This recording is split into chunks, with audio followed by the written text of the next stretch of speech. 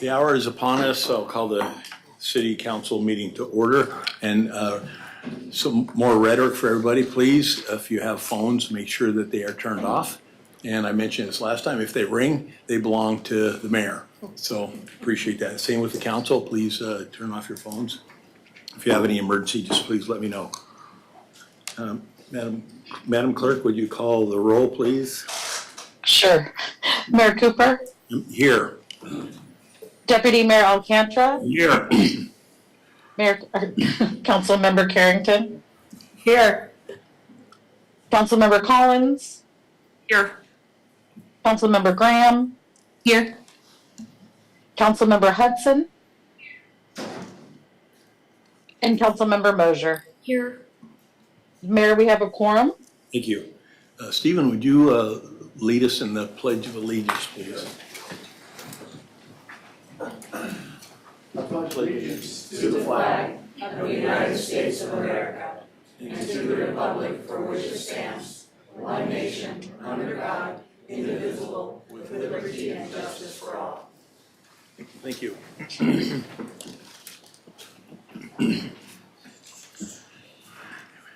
Moving on to the agenda, with the council's indulgence, I would like to add, amend the agenda. I would like to add a proclamation recognizing National Pearl Harbor Remembrance Day. And that would go under item E, under communications and appearance requests. I'll second that. Thank you.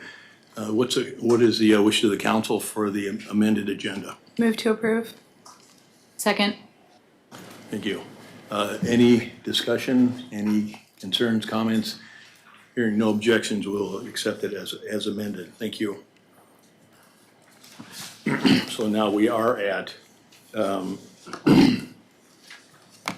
item E, which is a proclamation. Excuse my voice. A proclamation recognizing National Pearl Harbor Remembrance Day.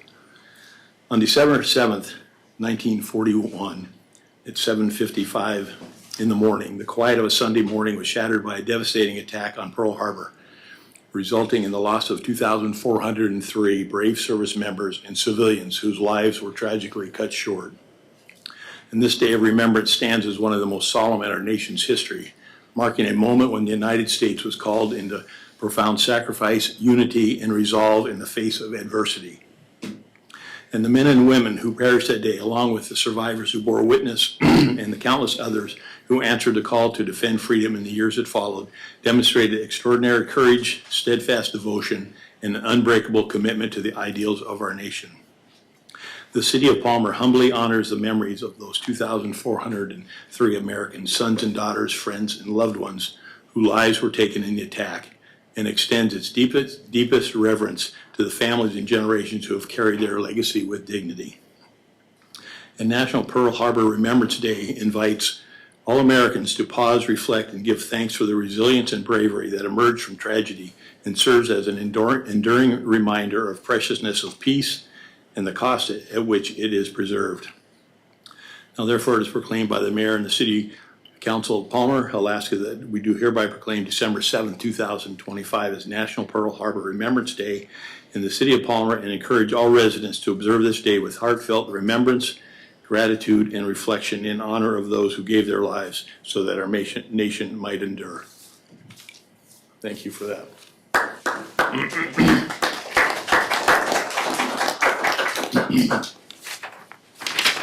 Now we'll move on to reports. City manager report, please. Thank you for that proclamation. As a military family member, I appreciate that recognition. City manager report, legal services RFP. It closed last week. We received responses from several highly qualified firms, and staff will proceed with evaluation and recommendations for the city council. The airport lease rate RFP is currently open and will close January 7th, 2026. Interested parties are encouraged to submit proposals. In accordance with FAA obligations, airport sponsors are required to review these land leases to ensure fair market compliance and FMV standards. These reviews are typically conducted approximately every 10 years, and Palmer last did theirs 15 years ago, makes this timing very necessary. And now on to airport leases. The City Council indicated a desire to resolve all current lease compliance questions before considering any requests for additional action, such as release of federal obligation. In line with this direction, I contacted the FAA compliance manager for Alaska, and city staff and I met with that team to review the airport's existing approved agreements, current operations and management agreement, current market conditions, and the land use agreement. As part of this process, I also submitted several questions regarding the current lease rate structure and whether the existing rate categories, such as the agricultural rate, could be applied to any or all future non-aeronautical leases. Based on these discussions, we should anticipate revisions to existing agreements for non-aeronautical leases that are not at fair market value. And although the historical rate structure for the golf course has been previously considered compliant, current market conditions suggest that the land is now more than a de minimis value, meaning its value is no longer negligible compared to federal standards and property values surrounding it. Over the past 15 years, property values have risen significantly, which is a key reason why we need to reevaluate lease rates for all non-aeronautical leases at the airport. Additionally, because all other non-aeronautical leases are currently at fair market value or are on an FAA-approved plan, the city must demonstrate its commitment to compliance for the remaining non-aeronautical leases. Rate adjustments will be established through the fair market lease rate RFP results and will affect all non-aeronautical leases on the airport land. We anticipate that to be finished by the spring of 2026. The FAA has additionally requested and we delivered all documents related to the current land use agreement, the current operations and management agreement, the city's plan to bring the airport into compliance, and the city's plan for any proposed lease of the golf course property.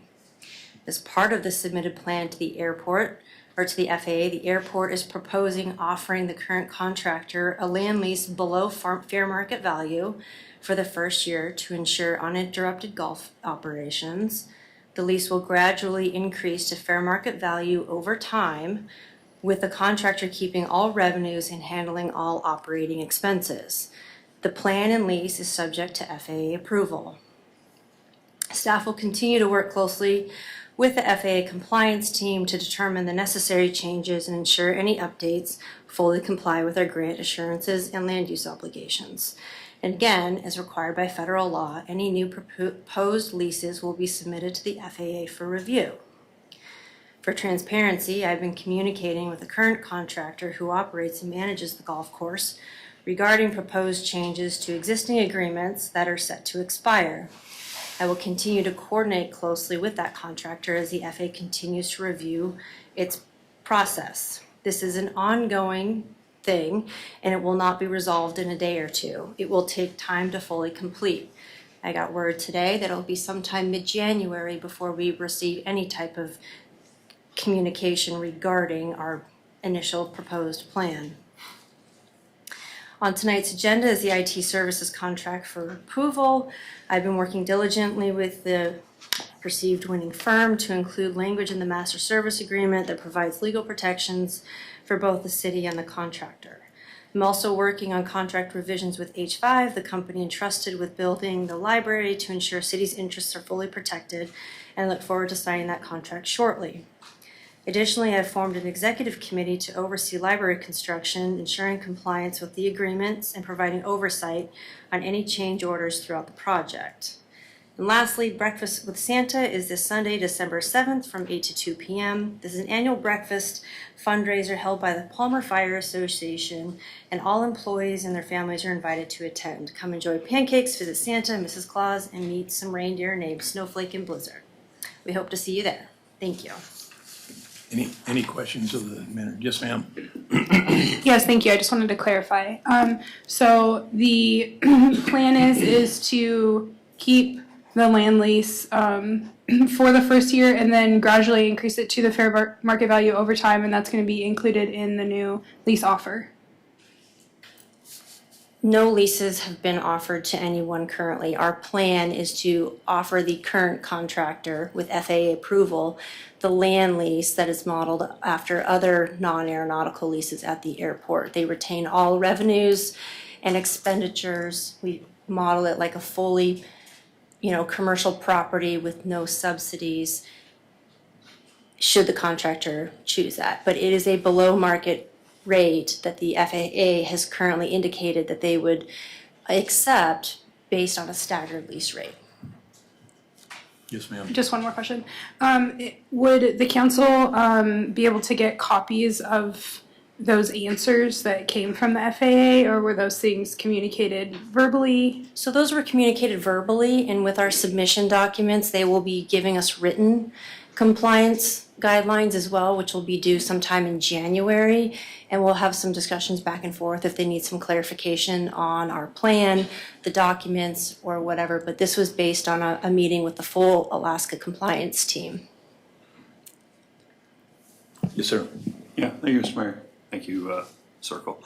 You mentioned that it's mid-January for a response, but our contract expires December 31st, correct? That is correct. So are you going to be able to have a short-term contract that bridges that gap? Because I know there's payments in the old contract because they have to ramp up for the season. There's payments in, I think, January, February, and March. So are we going to have an agreement for next council meeting on the 16th, or are we looking at into January and kind of letting things expire and go forward? At this point, I don't know. I don't have a concrete answer. That's dependent upon the contractor willing to accept and FAA willing to accept an interim lease. FAA has indicated an interim lease on a short-term basis would be acceptable as long as we have established a plan to reach fair market value. We can initiate that right away. Okay, thank you. Any other questions of the, yes, ma'am. Yes, thank you, Mr. Mayor. So if the council motioned to extend the offer of the current lease for the next year, with the council working closely with the city manager and with the airport superintendent to oversee that new lease agreement does come forward by next budget season, since this is all really at one time. Do you think that would be a fair thought that maybe we could go with? Because the FAA would be able to see that we were working on complying by creating a new lease for next year? Unfortunately, based on the direction from the FAA, the current agreement that we have with the current operator, the way that it's set up in our inter-department land lease, it needs to be changed. It's not considered compliant due to the de minimis value of the property that is currently being used for for the inter-department land lease. The operations agreement can be tailored, but we would need to see some changes as well because the contractor has asked for roughly a 12% increase and hasn't given the city any justification, along with some additional expenses of wanting to pay for fuel for their operating expenses that would need to be negotiated beforehand. Yeah, thank you. I just have a follow-up question. Could those things be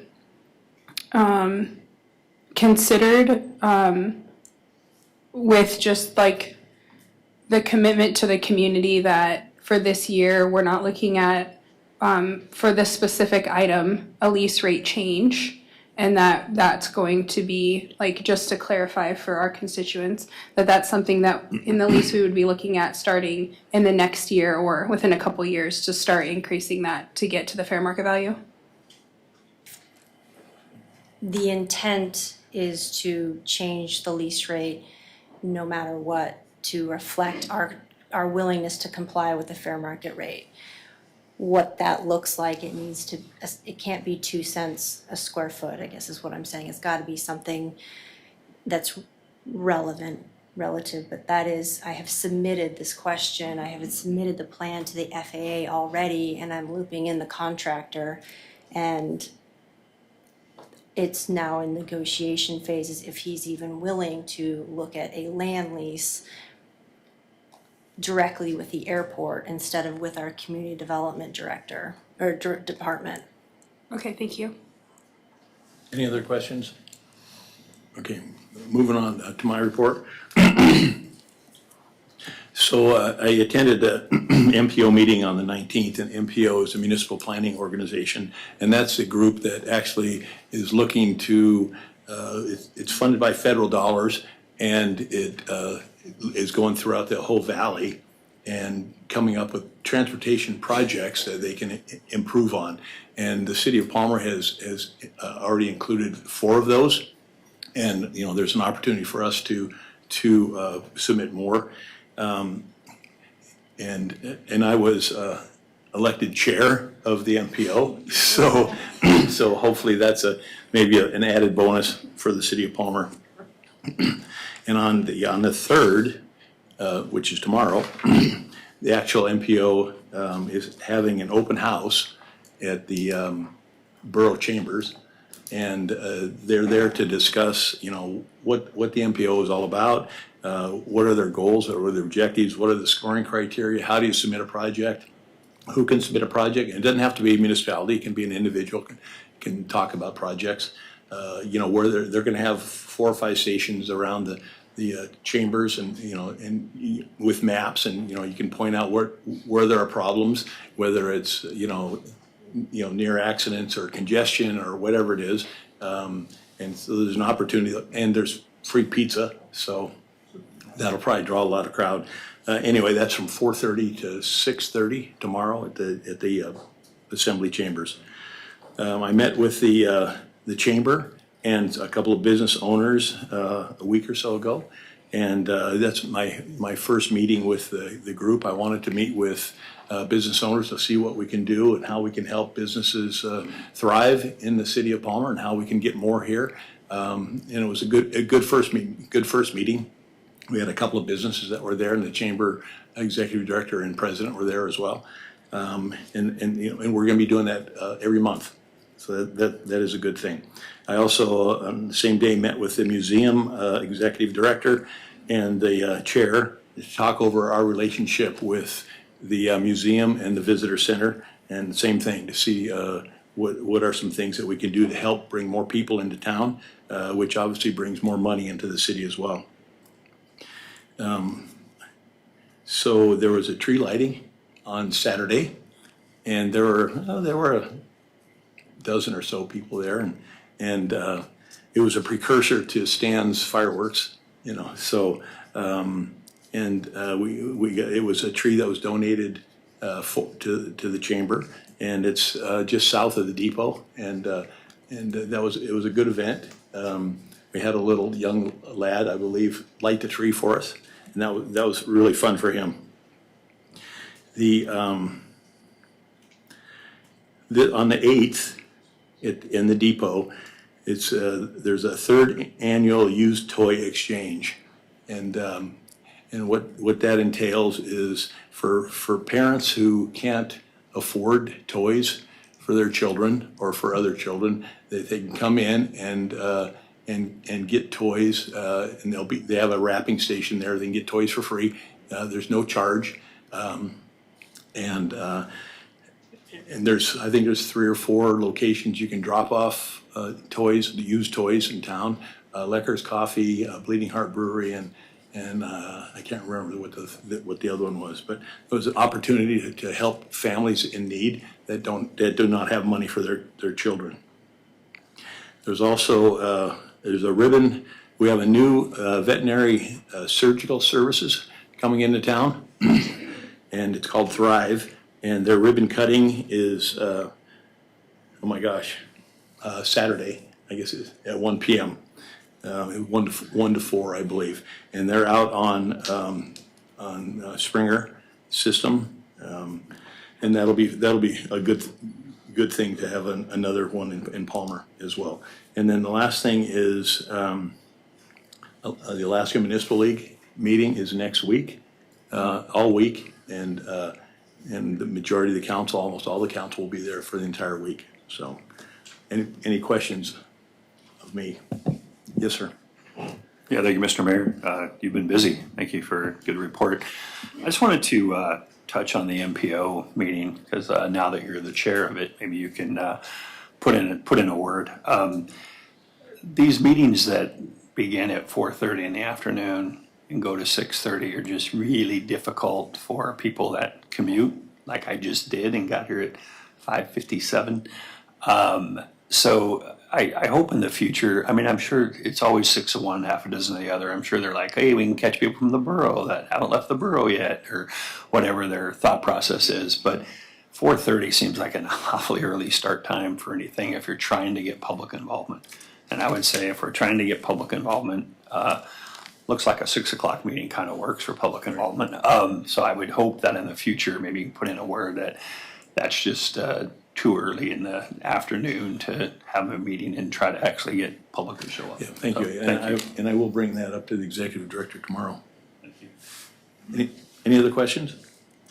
All right, thank you. Moving on to the city clerk's report, who happens to be online. I'm here. Can everybody hear me okay? Oh, yeah. Okay. Should I talk quieter? So I also wanted to just mention travel, that AML is next week, along with AAMC, which is our clerks conference, which ours actually begins on Sunday. And then also the municipal attorneys conference is next week, along with the mayors and managers. I wanted to let the council members who are going to the AML aware that I'll have your travel packets available for you on Saturday, December 6th. I will email them to you and put a physical copy in your boxes, so you'll have your hotel confirmation numbers and all that good stuff. I just also wanted to remind the council members that are attending online NEO, it is tomorrow, starting at 9 a.m., and I have forwarded the emails just in case AML did not catch ya.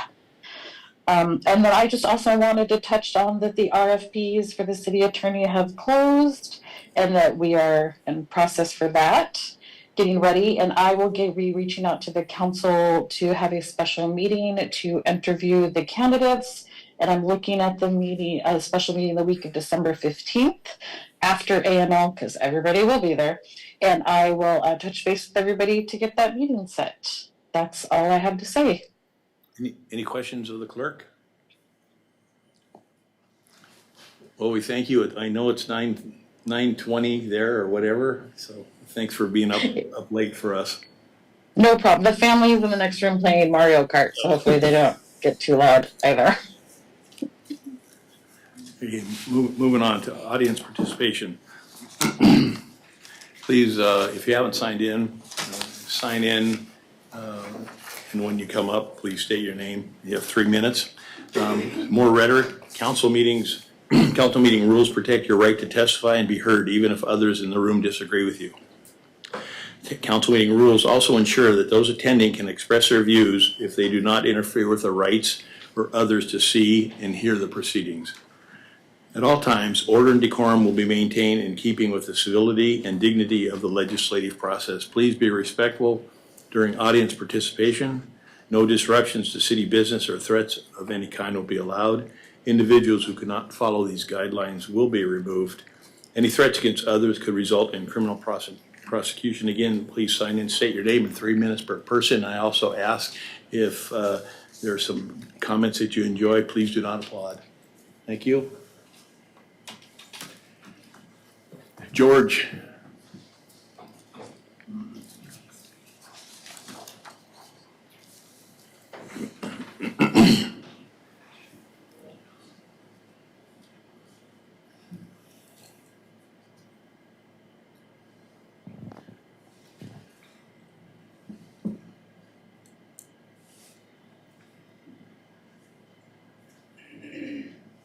Testing, okay. Good evening, members of the council and the mayor, city manager. My name is George Collum. I am the golf course manager and contractor. I have a letter to read. I have some concerns with the way this is being handled, as you probably could imagine. In an effort to be transparent, which I don't think has been happening. And I would know since I run the golf course. I have been your golf course manager contractor for the past 18 years. My company, Eagle Golf Course Management, EGCM, has an impeccable record in the industry. My team takes great pride in offering an exceptional experience to every golfer. EGCM and Palmer Golf Course supports both local and state fundraising tournaments. Special Olympics, Palmer Chamber, Parkinson's Foundation, multiple high school athletic programs, Kiwanis, Alaska Golf Association, Anchorage Women's Golf Association, Palmer Elks, Valley Golf Association, and junior golf programs. We also host many other events, USJ local qualifiers, NSTAR Gas, WCP Solutions, Valley Golf League, Palmer Men's Club, IBEW, Palmer Golf Course Hall of Fame, Palmer Golf Course Club Championship, Palmer Midnight Sun, Alaska Memorial Team Match Play, Ace Air Cargo, and Oktoberfest. I am very concerned about the long-term and short-term future of our beloved golf course. My contract is currently up for extension. I am asking for 3 more years with an option to extend for 2 years. There is an attempt to change my contract into a lease. That would give me full control over the golf course operation, equipment, and land. This lease would make the golf course no longer municipal, and we would lose DOT 4F protection for recreational use. I question whether this is really the direction the City of Palmer wants to go. I do not have confidence that a radically different contract can be accomplished by the final City Council meeting on December 16th. I suggest we negotiate terms using the existing contract that has worked for years. This contract has been reviewed by a former city attorney, city manager, director of community development, and finance director, on top of being unanimously awarded every year. Every year this contract comes up for a review and the council votes on it. I find it, I'm not sure, it just seems suspicious that this all of a sudden is out of compliance from last year. I'll continue on later. Thank you, George. Sam Olson?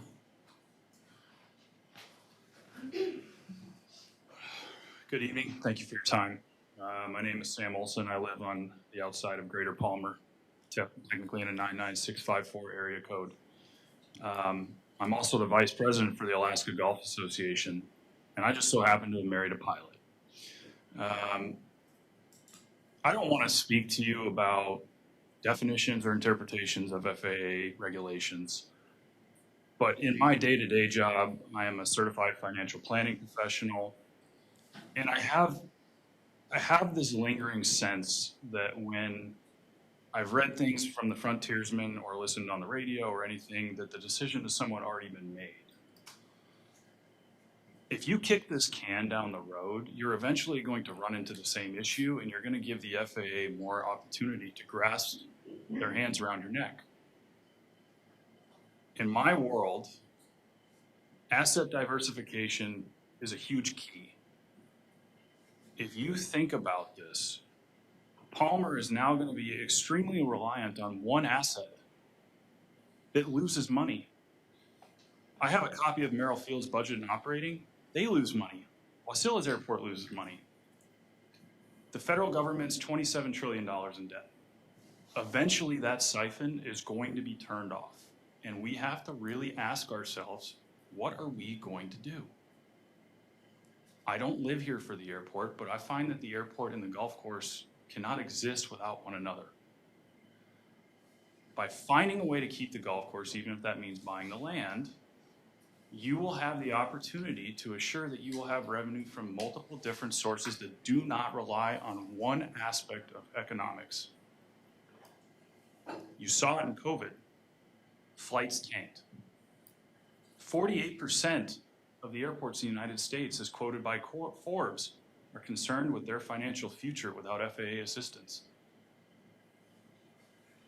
You know, interstate and intrastate commerce allow small organizations and government entities to regulate themselves.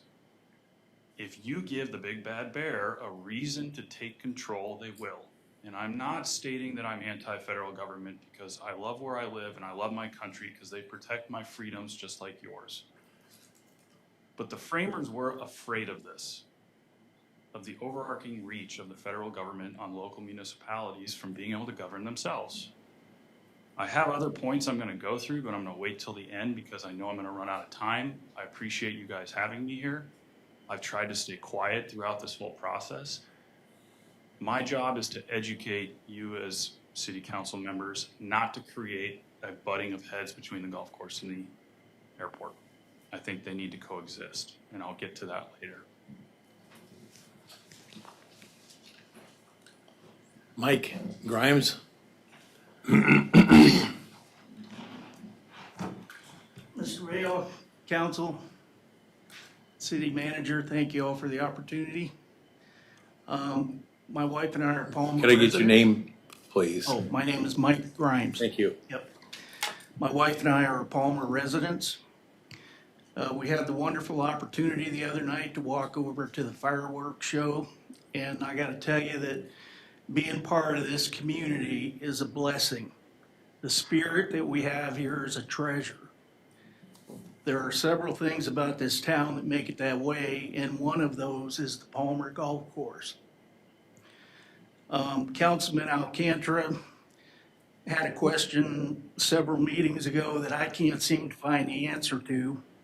And that question was, after 35 years, why has this all of a sudden become a priority issue? And as I try to go look for the answers, they're very hard to find. It's a complex issue.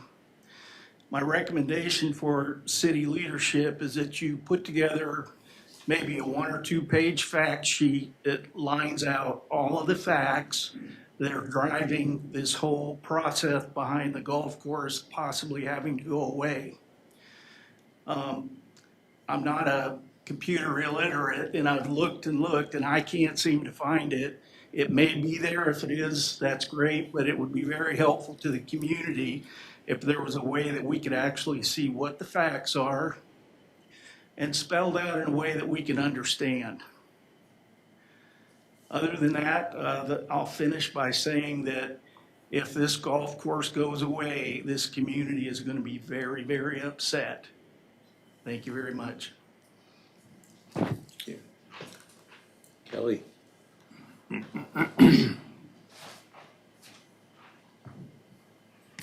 Kelly Shoemake, Palmer Chamber. Good evening, Mr. Mayor, City Council, City Manager. I'm just here to do a quick update, Palmer Chamber update. On November 20th, Mayor Cooper took my whole update, by the way, but I'm going to repeat anyways. We hosted our first coffee and connections with both city and the borough mayors. It was an excellent opportunity for local businesses and owners to come out and community members to come out and ask questions, share ideas, and learn a little bit more about what's happening in our area. Our next coffee and connections will be December 18th at 8:30 at Dead Horse Donuts again. And we'll continue hosting these gatherings every third Thursday of the month. Everyone is welcome to come, and it's open to the community. Next quick update on the community Christmas tree. Jacobson's Greenhouse generously donated the tree back in early September. When the tree was taken down, the plaque was returned to the chamber, and I immediately knew that we needed a tree up for Christmas, so I had already been arranging that. Nate called about something else, and we got onto the topic about the tree, so I'm glad he didn't go get one because we would have had 2 trees up.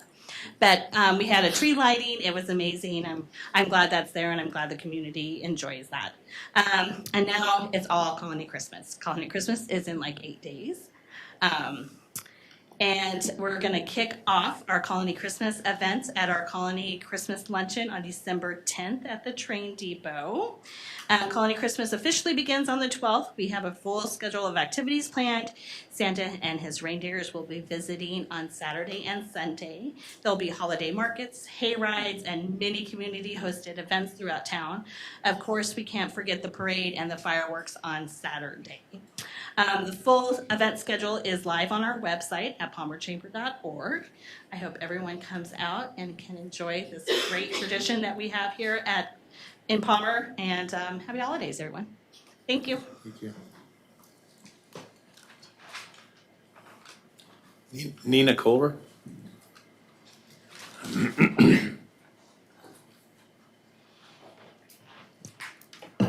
my name is Nina Kohler. I'm a Palmer Golf Course employee. And we've read a lot of, Could you bring the mic closer to you, please? yes. So we've read a lot of guidelines and formal things, so I thought I'd read you a story. This is one of those choose your own stories or choose your own ending stories that I read to my kids, and I thought the council might like to hear it. It also makes me wonder if something like this were to happen in Palmer, how it would appear to the community. Once upon a time, there was a small village just outside of a large town. The people of the village were very happy. They worked together and led lives of community and reciprocity, working together for many, many years. Near the edge of the village, there was an apple orchard and a carrot field. And for many years, they had cohabitated and worked to help and better the lives of the villagers together. Children loved to go to the orchard and play. Men and women went to pick apples. The elders of the village met there to share their stories, and they all loved watching people in the carrot field, often waving to them. When they were all done at the orchard, many people took their apples to the local baker to have them make pies. Others brought them to the cider maker. Others found leaves and dried apple pieces to a local artist and turned into beautiful creations. People came from miles around to enjoy the beautiful orchard and surrounding small businesses. One day, a prince from the big town came to the village, claiming that with his experience from the big town, he could help the village and their community. The villagers accepted. They were so excited. Soon, the prince started making plans to take over the apple orchard, to plant more carrots. No one could figure out why. There was plenty of extra space for the carrot fields already. Why did they need to get rid of the apple orchard? The entire village became worried and confused. They also never saw the prince around the village, never at the local market, but many people from the big town reported seeing him all the time. What would happen if all the apples disappeared, along with the baker, the cider maker, and the artist? Would they all be gone? The elders worried the big sounds of the new carrot picking machines close to their house would make it be a nuisance. Over time, the villagers heard from other villages nearby, and even the big town. The prince had his own plans. His father, the king, and the king before him, as well as his wife, the princess, were all, amongst other things, carrot farmers. The villagers were sad. They didn't want to be like the big town. Finally, it was decided that whatever happened to the village would be left to a select group of villagers. Now it's your turn to choose your own ending to this story. Please don't encourage our Palmer. Thank you. Is it Dawn? Yes. Is it Dawn Barrega? Or something similar, sorry? Right, thank you. Good evening, thank you, Mayor, thank you, Council. I'm not really good at public speaking, but I'll do the world here. My name is Donald Borrego. I was a contractor in my early years. In the last 27, I worked on a pipeline, probably the most heavy regulated business in the world. But anyway, this summer has brought to my attention the future of Palmer Golf to be in jeopardy due to the airport expansion. So I took interest in this development because my primary activity now that I'm retired is I play golf 5 days a week or more. On July 10th, I attended the meeting by John Diamenti, and I learned the following. There's 3,651,228 feet of pavement needing some type of improvement. The spend projection for this improvement in 4 years is $42 million. Of that, sponsors on the hook for $2.5 million. I don't know if this includes any seed money for future planning, but it may. The airport's in the red of the city of Palmer for $1.5 million, and the only way to increase revenue is to raise the cost of leasing. 13 more acres are available, and there's 3 to 4 parcels. Theft is an ongoing concern and a problem. Taxi lighting is out, not expected back on soon. They had a regular malfunction, the capacitor blew up. Pilot control lights are inoperable. The land the golf course now sits on was purchased from the FAA, and I didn't know if the land was purchased because I think the city of Palmer still owns it, but maybe that's not right. The land the golf course now sits on may have to be taken before the next master plan is undertaken, and I don't know when that gets approved or when it gets proposed. There are at least two options on the table. They said there may be more, but the two options put out were someone has to buy the land the golf course is on, or it's going to go away. And coincidentally, or maybe not coincidentally, right after this meeting, the city manager, I don't know if representing the council, went on Facebook, and I'm paraphrasing here, said basically the airport's going to expand and golf's going away. So I asked myself these questions. How can an airport operate without lighting? What's included in the airport expansion plan? Has the FAA met with the city council individually and mandated expansion must take place, or is this a unilateral working of an unelected official with dreams of new Anchorage International North? What is the expansion plan needed if Wasilla is projecting a major expansion plan in the future? Will Wasilla expansion negatively affect Palmer operations? Why can't the current operations operate at a profit? How much air traffic does Palmer currently see? When expansion occurs, how much more noise, air traffic is anticipated? How is this going to affect residents? What was the geopolitical climate back when the FAA grants were granted in 75 and 83? Was this airport looked for future for military needs? Because we were in a Cold War. I think if everybody remembers, we left just Vietnam. There may be numerous reasons. I don't know if those were explored. So it's taken 50 years with the leasing, and 4 leases still exist. More if you look at the non-aeronautical business on Airport Road, where a lay-down yard and a fleet of truck parking there for New Horizons is provided. And what is the urgency now, and what the projections, and what are the projections when we'll need more land comes into consideration? Sir, I'm going to have to interrupt you right here for 3 minutes. We'll give you another opportunity. Now, you want time, someone else, they want to read the rest? There's another opportunity later on for you.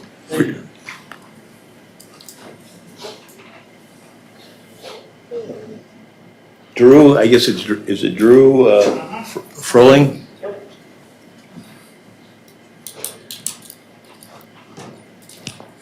Hello, my name is Drew Froling, and I was born and raised here in Palmer. I moved away for a while, but I came back because I truly love my hometown, Palmer.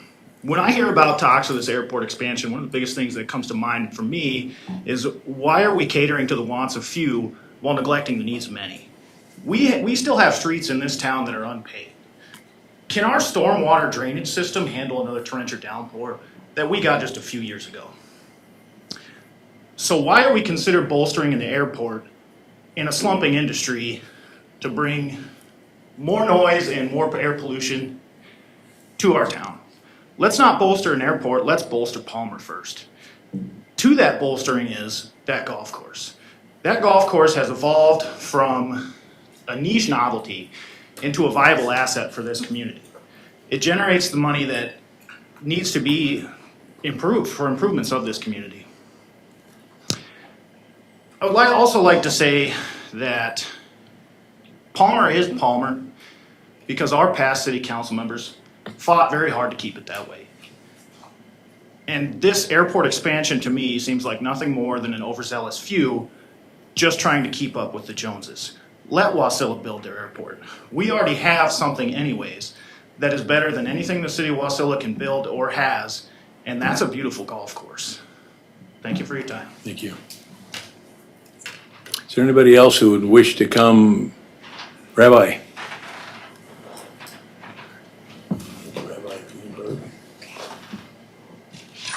Thank you, Mayor and the council members. I just wanted to come here and make a few announcements about the upcoming holiday of Hanukkah, which begins December 14th, Sunday, December 14th at sundown. It's an 8-day holiday.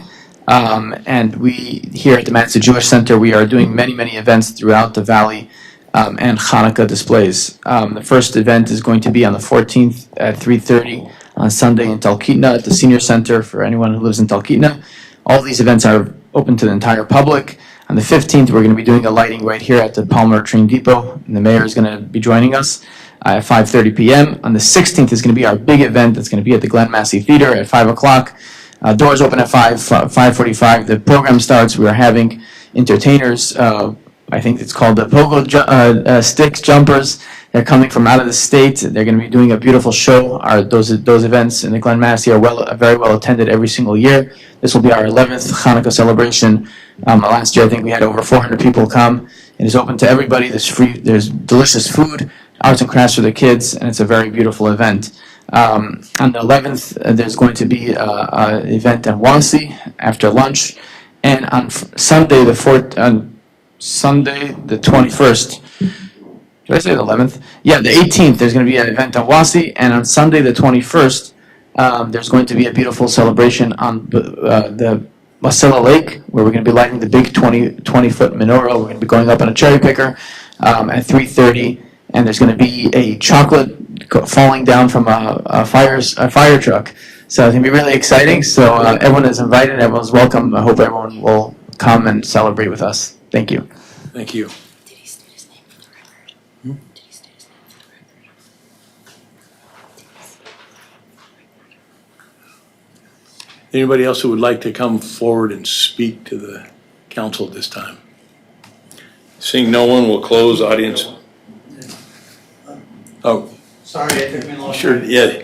Come on, Dean. I know you're hard of hearing, but. My name is Dean Phipps. I'm a City of Palmer resident. I'm a golfer, not a very good one. My oldest son, Joe, worked at the golf course.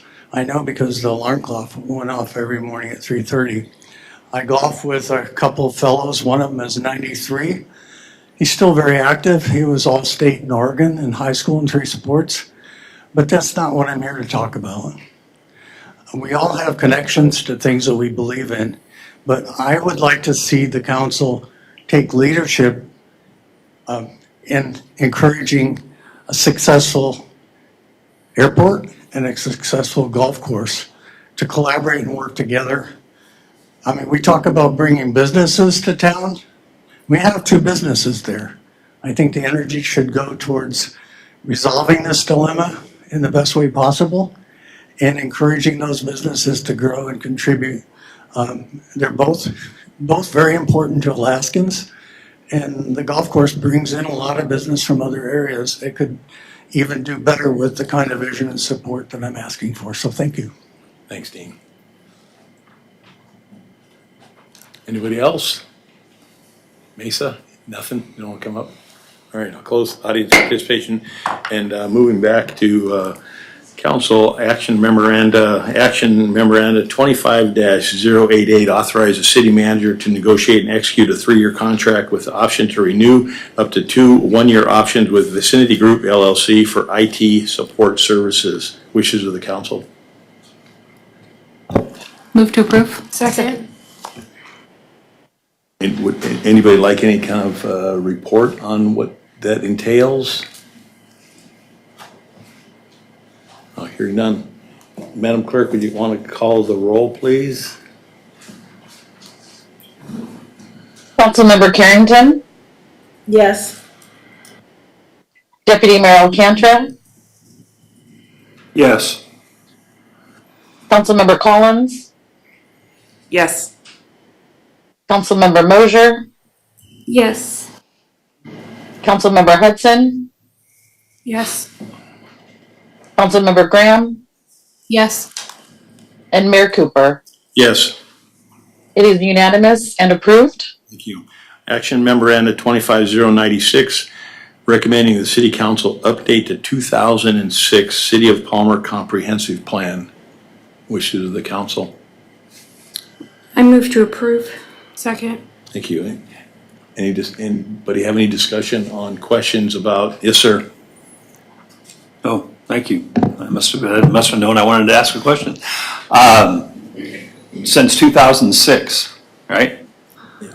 That's what we're doing? Yes. Okay. I just wanted to clarify that in my own mind, that it's been almost 20 years to do it. Okay. Thank you. That's it? 20 years. Not gonna make me come up here and explain it to you. It's ready. Yeah. Okay, Madam Clerk? Councilmember Collins, Yes. Councilmember Mosier, Yes. Councilmember Carrington, Yes. Councilmember Graham, Yes. Deputy Mayor Alcantara, Yes. Councilmember Hudson, Yes. Mayor Cooper. Yes. It is unanimous and approved. Thank you. Action Memorandum 25097, recommending City Council update the 2021 Community and Economic Analysis. And this is really, it's all about the annexation is what it's for. Wishes of the council? Move to approve. Second. Any discussion? I have a comment. Oh yeah, I'm sorry, ma'am, go ahead, please. I just wanted to, I guess, ask if this community and economic analysis would also include maybe a focus on the airport and the golf course as well, just to kind of wrap it all up together, might as well, right? Yeah, currently not. You know, right now it's strictly about, you know, annexation, and, you know, that could be subject of another discussion that we can put out another study if you'd like. Any other question? I do have a comment. I am a no on this, and my reasons are that we spent a lot of money in 2021 to review what we needed to do for annexation. A lot of that information that's in that packet is still viable. They've broken it down into areas, and the only difference might be a little bit of the cost might have increased over time, but other than that, you know, everything else remains the same. And I don't want to spend any more money on a study again when we already have that information there, and I also do not want a piecemeal annexation. I think that's a waste of time. That's a waste of money. You know, my thought is that like we did it last time, we go in and we draw a big line and say this is where we want our annexation to go. We bring it before the council. We have public hearings, a number of them, and find out what the community wants, what the council wants, and then that goes to the local boundary commission, and then they also have public hearings, and they make the decision. Again, you know, I think we need to look at the information that's actually provided in there, which is accurate, and then do not do a piecemeal, and I don't want to spend any more money on a study. Yes, ma'am. Thank you, Mr. Mayor. Well, I have to agree with you on most of what you said. I also want to bring a different approach in. We do have a new community development director who is working really hard on trying to figure out where things were left off and to kind of figure out how to move the city forward. These kinds of things, the different analysis and whatnot, I think that there would be at least a few updates, and I would also ask if we could hear from our community development director, kind of in regards to a response to some of the things that you had brought up. So maybe we can get a good understanding of where this is coming from. You mind if Nate comes forward? Sure, that's fine. Nate?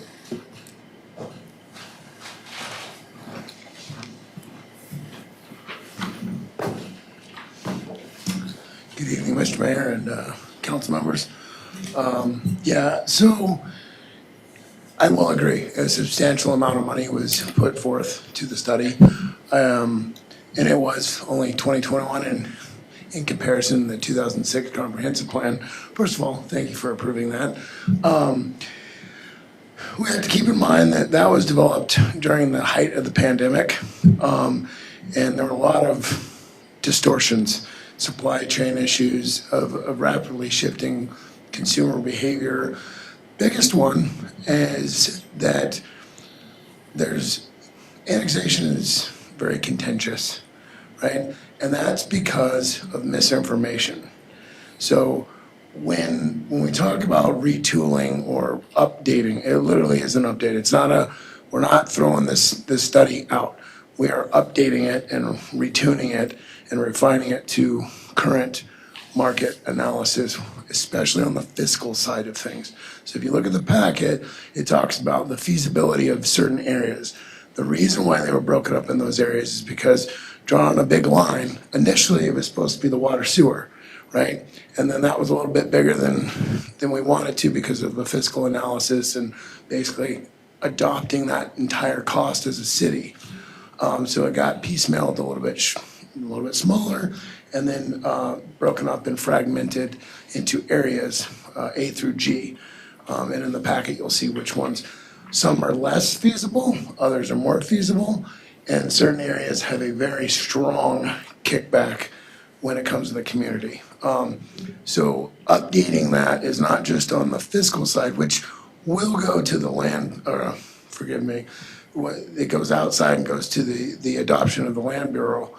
That is what they use to see if the city of Palmer can actually fiscally afford it, right? So that is extremely important when it comes to, once it's approved here, that they look at it and say, well, you guys can actually handle it, right? That also opens up the door for strategic partnership in piecemealing that over time, phase work, right? So a lot of people think when we annex that overnight, and that's what that analysis is. Well, now we're gonna have to have all these graders and we're gonna have to do this and so on and so forth when it comes to infrastructure. These kind of selective partnerships with the borough and outside entities to help phase us into that annexation is another thing that goes into the study. And a little bit of it is a study of the entire city. It's hyper-focused on the annexation, but I will say that there are ways that we can make it so we're looking at this and the study can be geared towards fiscally doing things responsible, and that might be a part of a little bit of, it touched on the golf course and the airport, right? Doesn't mean that it's gonna be hyper-focused on it. The main goal of this is the fiscal analysis and economic viability of annexation, whether that's collectively the water sewer boundary, a different boundary that's gone in, or the fragmented A through G. So that, if that answers majority of the question, I'm going off of memory of your statements. Yes, ma'am. Does anyone have a rough estimate of what an update would cost? I know it's probably impossible to tell without going further in the process, but like what previous studies cost, or? I believe the previous study was 125, and that was the entire, like, A to Z, right? So forgive me, I have my ex-P&Z chair over here. She should probably chime in and tell me exactly what it is, being that her tenure triples my tenure at the P&Z. I don't know that swag would be, or the estimate on that, but I'm assuming 25 to 35, and don't hold me accountable to that, but I would say it would be 25% of that. But because we would be taking that study and basically opening the hood and retooling it. Yes, ma'am. How long would an update like that take roughly? Any thoughts or ideas on that? Like, are we talking a couple months? Are we talking a year? I would say inside of a year. I would like, if I had my way, it would be within 6 months. Mostly the reasoning of that is there's a lot of outreach and public engagement that is extremely important, because what ends up in these studies is how is the public engagement, right? What is the sentiment of the areas that want to be annexed or potentially will be annexed? So I would say safe bet 9 months is a proper target for that. Any other questions? Yeah. Yes, sir. Yeah, thank you, Mr. Mayor. Thanks, Nate. Appreciate your thought process on this, and appreciate the administration's recommendation. I think be cautious to be maybe penny wise and pound foolish. When you go before the local boundary commission, I have a feeling dealing with 5-year-old data is not going to be looked upon well, and so much has changed in 5 years, and not just the number of houses that have been built in the city of Palmer, but actual, as the mayor mentioned earlier, the valuations have gone up significantly. And I think taking the time and spending that $30,000 or $40,000 worth of money to have something that's time stamped outside of the COVID problems, and gives us a little more up-to-date information. I know I hate to make decisions based on 5-year-old data, so I think in spite of the mayor's thought on this, I think I'd be a yes vote. Thank you. Yes, ma'am. Thank you, Mr. Mayor. I'm going to be a yes vote on this because, as Mr. Alcantara did point out, on the commission we talked about how the Glen Highway has expanded, where Palmer can expand and grow economically and bring that money back into the city. But it's not just about annexation and how much it costs. It's more than that, and it is a complex issue, and there's a lot to be considered. And so I'm going to be a yes vote on this. Yes, ma'am. And this might be a question more for you, Mr. Mayor, because I know you're familiar with the process. Would it be possible to start the annexation process while waiting for an update? Assuming that we're, if there's, assuming that there's not going to be data that really surprises us, is it possible to get started on the process? Well, the process is, it basically starts with us, right? We draw lines and we say this is where we want to go, and then we do get a public engagement, a lot of it, and I think that like Nate had said, there is, I'll call it a lack of information, maybe misinformation that is out there that, people think that annexation is a money grab. It absolutely is a money sink, because, you get, 3 mills property tax, and then as a result of that, we provide police protection and zoning and all that kind of stuff, which increases our costs as well. We have to hire new people. So what happens is, then, so long story, but, I think that we could probably start, and at the same time, get some updated information from the company that did this before. Again, I understand that, that there's other things that we need to look at, but I think that our city staff, that we can come up with actual costs and benefits on our own as well. If we went to the different departments and say, hey, we want to annex equestrian acres, what is that going to cost us, and what does that give us in benefit as well? I think that we have the ability to do that. Again, I don't want to wait 9 months before, because then it becomes a process after that then you have to have more public hearings, and then, we're talking 1.5 years plus. We're going through that with the library at the current stage. I don't want to do that. I think that we can get this thing started, and we can get it on our own, and we can move forward. As we have talked in the past, the previous council was all in favor of annexation. And, I just think we need to move forward. Yes, ma'am. I'd also like to add that Nate mentioned it, is how we market it, and get that buy-in from the community. And those public hearings are going to be very important. That was one of the biggest discussions that we had on the commission when I served as chair. And it was because we've heard both sides of the coin on this, and a lot of raw emotion on both sides. And so to me, I think it's worth exploring and looking at it, but just making sure that our marketing and our messaging is on target, and that we watch what's put in the paper and online. Yes, ma'am. Yes, I just wanted to comment that the constituents are asking, are continually coming in over and over again. The city council has seen a huge uptick in constituents coming in to speak at meetings, I feel like, in the last year. And the one thing I keep hearing from them is transparency. So if the city council wants to sign these constituents' tax dollars up to support something or pay for something, I think we might want to have the evidence backing that.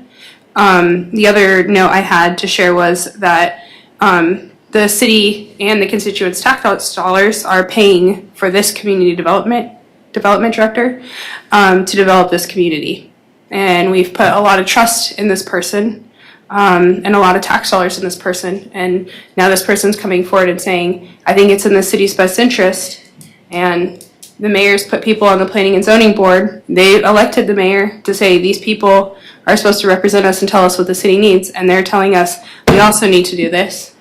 So I think it's pretty crazy for us to all just get to decide on a whim, oh, but this person that we're paying to develop this community, we don't want to listen to what they're telling us is the best avenue because, you know, we heard from Jim down the street that his way is better, you know? So maybe we can start moving things along, but I also think that we need to trust the professional that's sitting in front of us to tell us the way forward and the people on the Planning and Zoning Committee to also tell us, which is their job, and that's what they've done. Thank you. Councilwoman Carrington.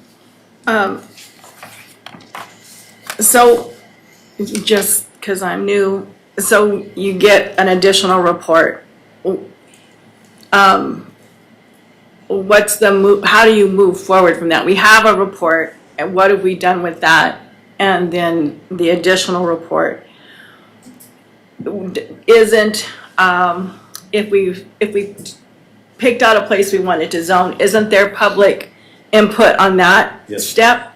So it's like you can't move forward on anything without public comment and public speaking into it. So whether it's speaking into a report or speaking into a plan to move forward, we're still gonna bring the community into it, right? Yes. Okay. Absolutely. Councilwoman Collins.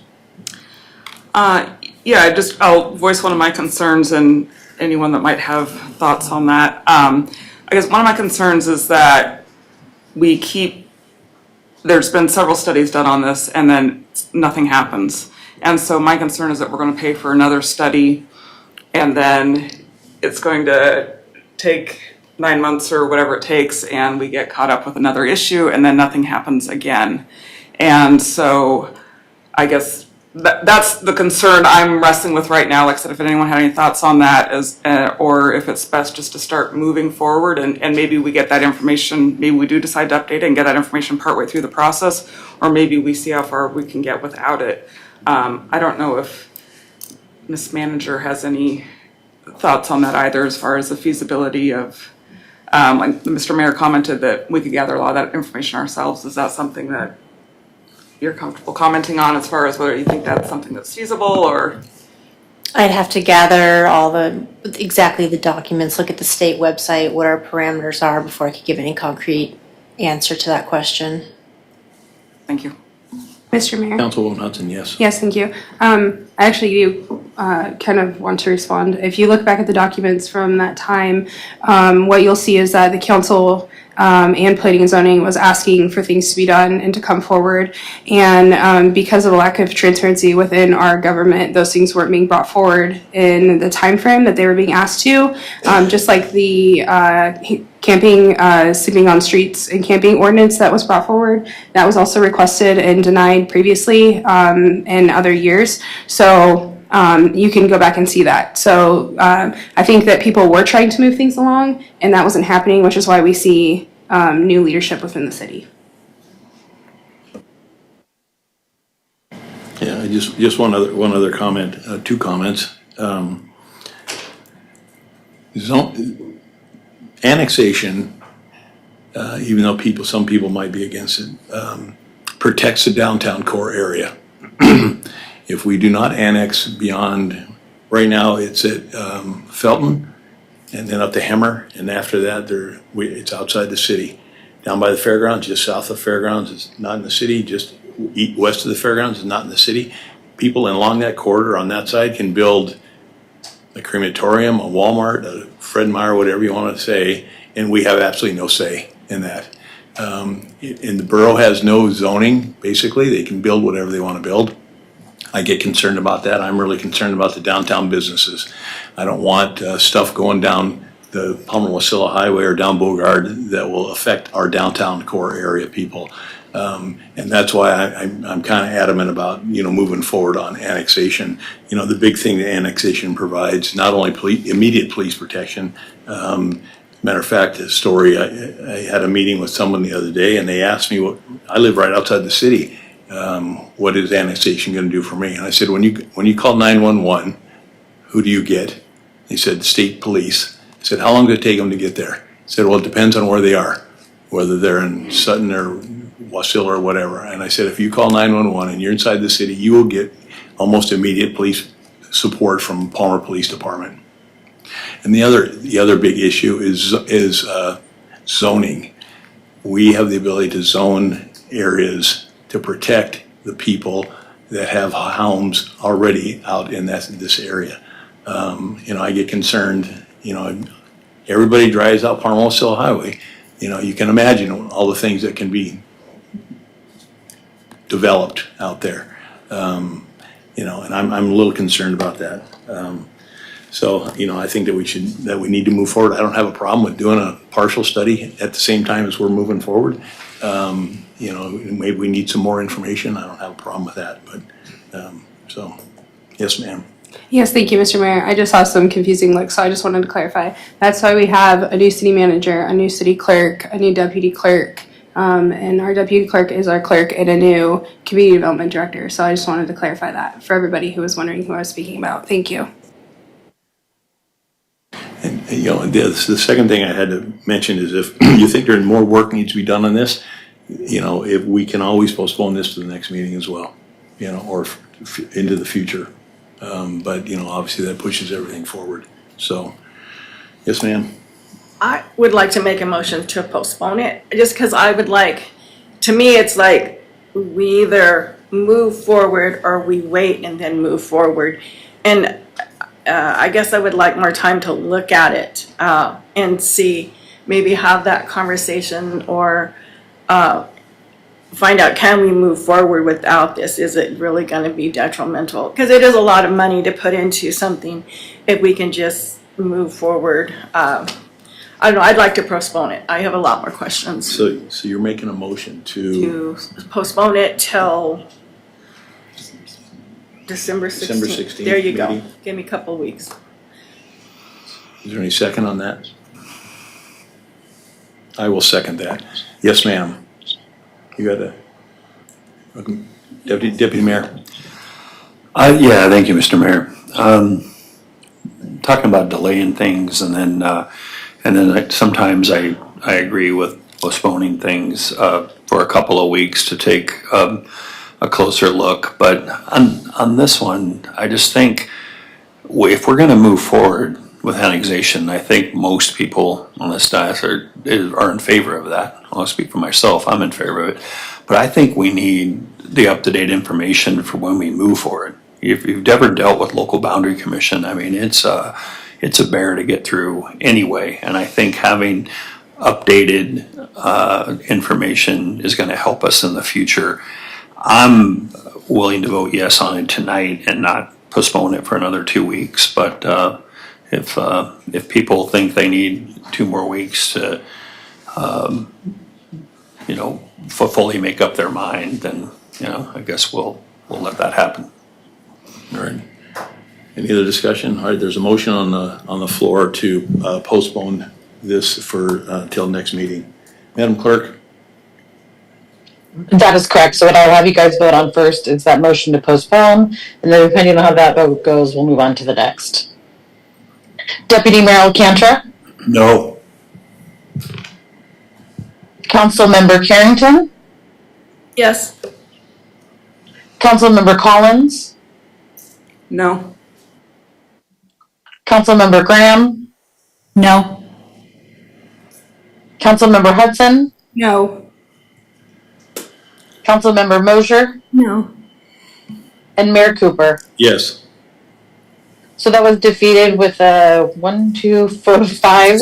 So the motion to accept the original AM is still on the floor. Right. Any other comments about the current motion? Yes, ma'am.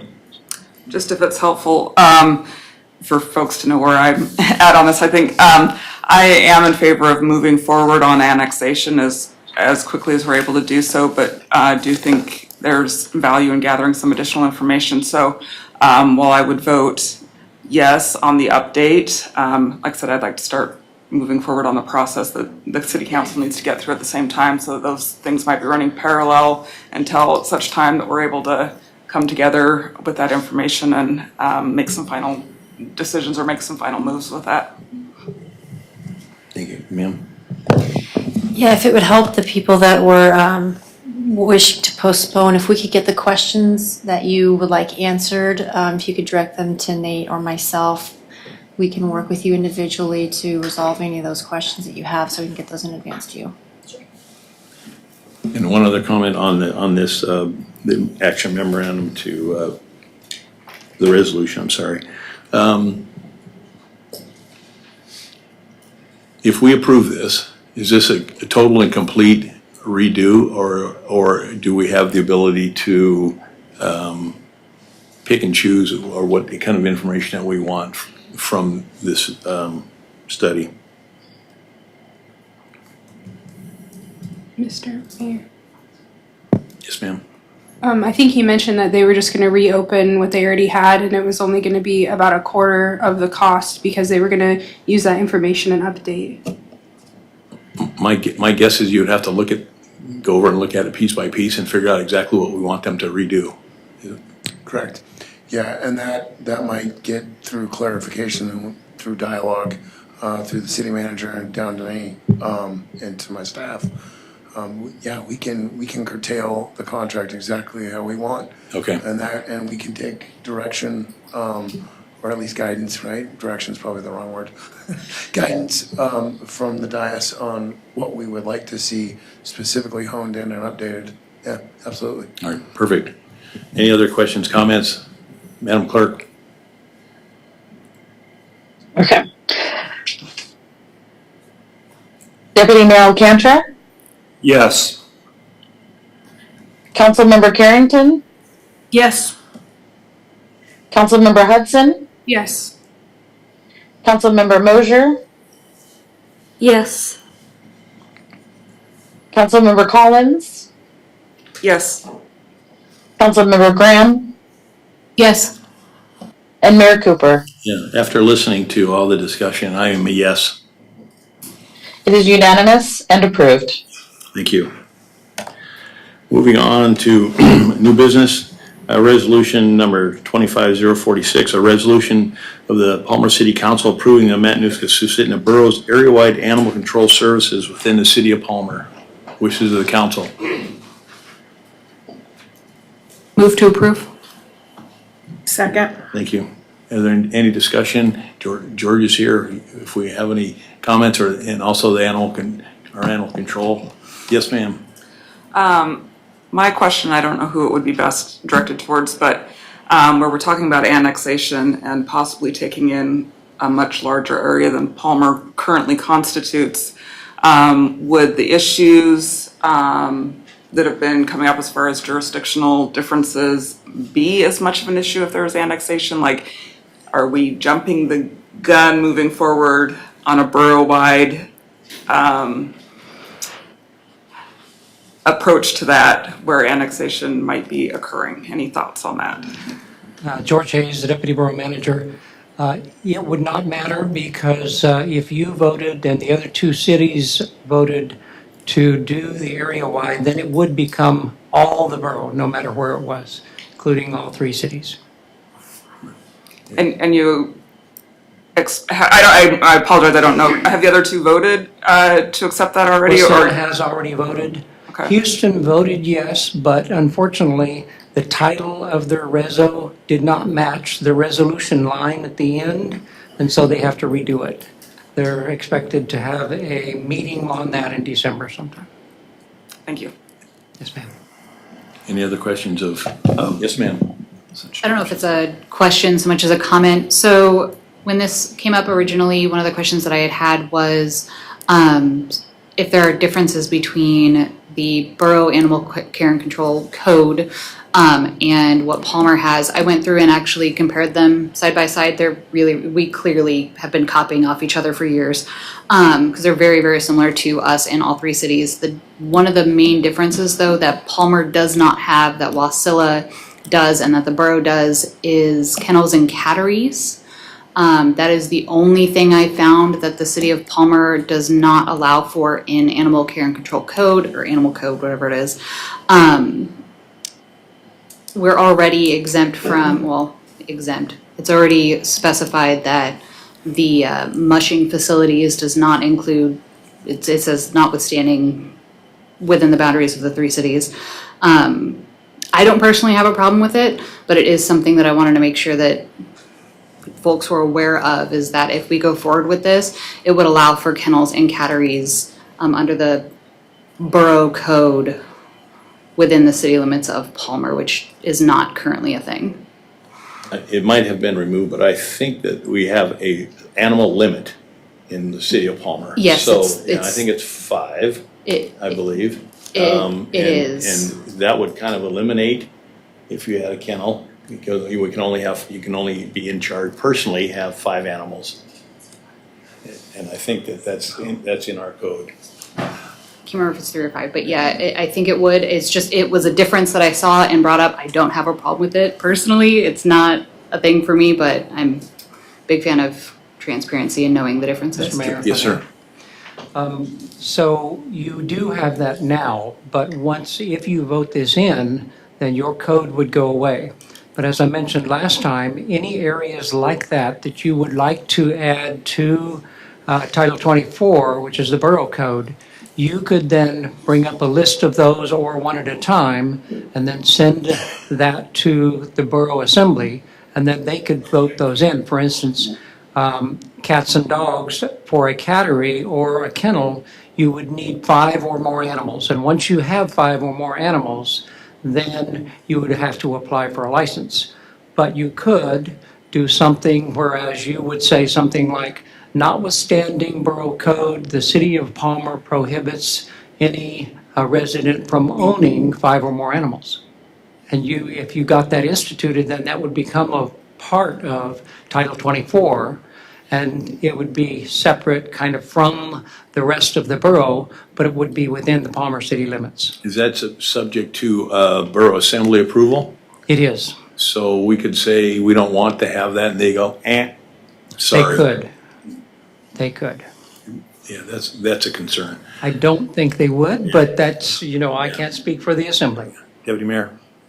Yeah, thank you, Mr. Mayor. That went in a different direction than I was anticipating, but along with Councilmember Collins' comments, just to kind of put a fine point on this. I mean, I don't think this is going to happen, but if the city of Palmer expands its boundaries in the next 2 to 3 years, we're still under the same financial terms that we instigated already, right? We're on a 3-year contract with the shelter.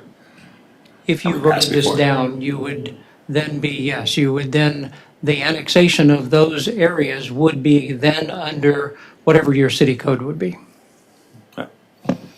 Alcantara Racing Kennels coming soon.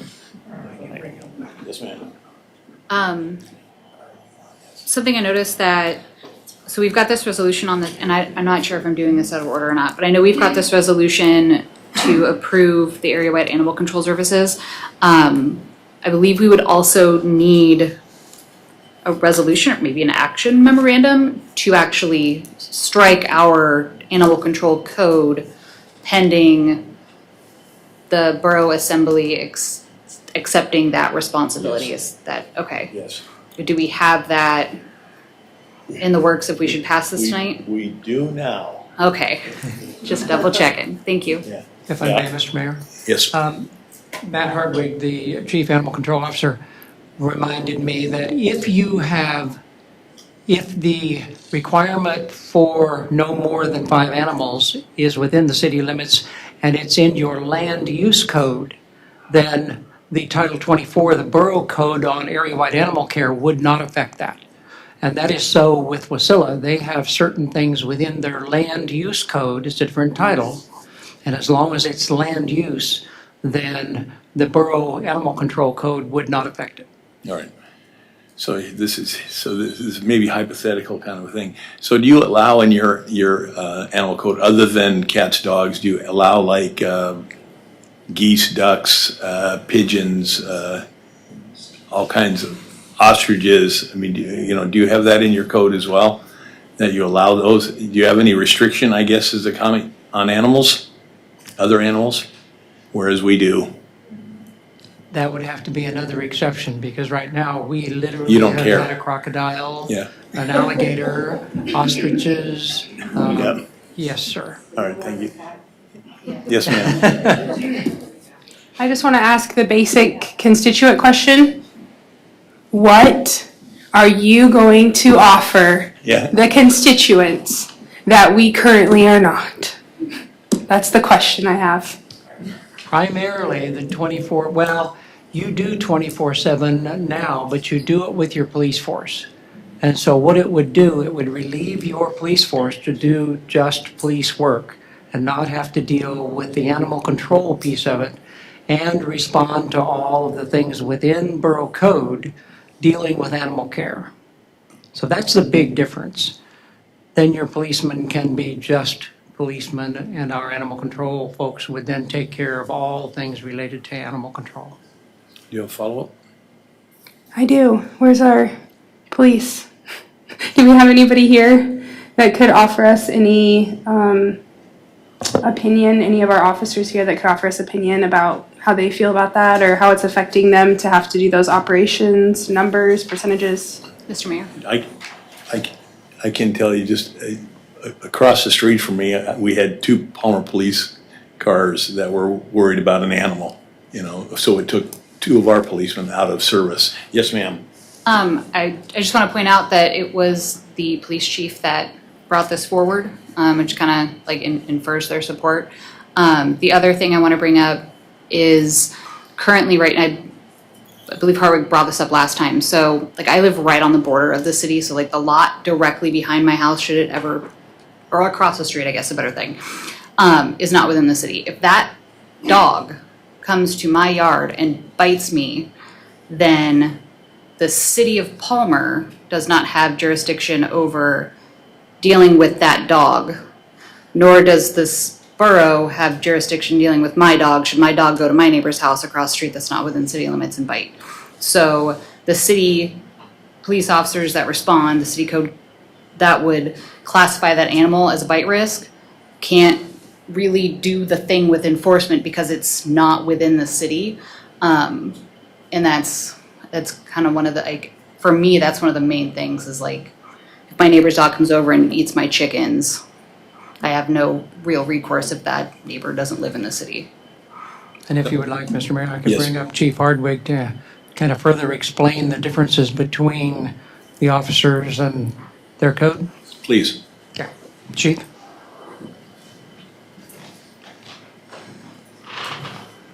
Evening, Mr. Mayor, council members. My name is Matt Hardwick. I'm the Chief Animal Care and Regulation Officer for the borough. As I was here last time, I've been with the borough for about 22, 23 years now, and we've worked with Palmer City for enforcement for that entire time. And to answer your question, Madam, our relationship with Palmer has been good, but they have asked for our assistance on quite a few occasions because they weren't trained or didn't know how to handle the animals. All of my officers are NACA certified, which is National Animal Control Association. Basically, it's an academy for going to animal control school, animal care school. And so we have officers who are trained and fear-free of getting bit, going after these animals and taking care of them. As Deputy Manager Hayes stated, we've dealt with everything from alligators to yaks, and I mean that literally. And so we have the experience to be able to handle those type of things. I've on occasion have assisted Palmer Police with an aggressive animal, impounding it for quarantine bite. I had mentioned last time about that weird jurisdictional case where Palmer City did a search warrant inside the Wasilla City, and we've impounded 2 aggressive dogs that Palmer police officers ended up pepper spraying because of how aggressive they were. So we have the expertise, we have the knowledge, we have the experience to be able to handle some of these things that other folks might not know how to handle. Madam Graham had mentioned about the jurisdictional issues. We have had those. We have those quite a few in a couple of areas of Palmer.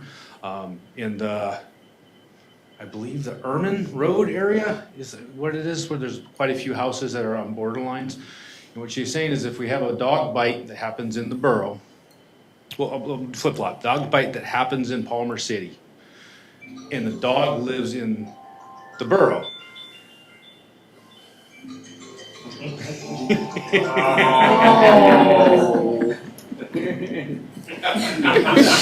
you.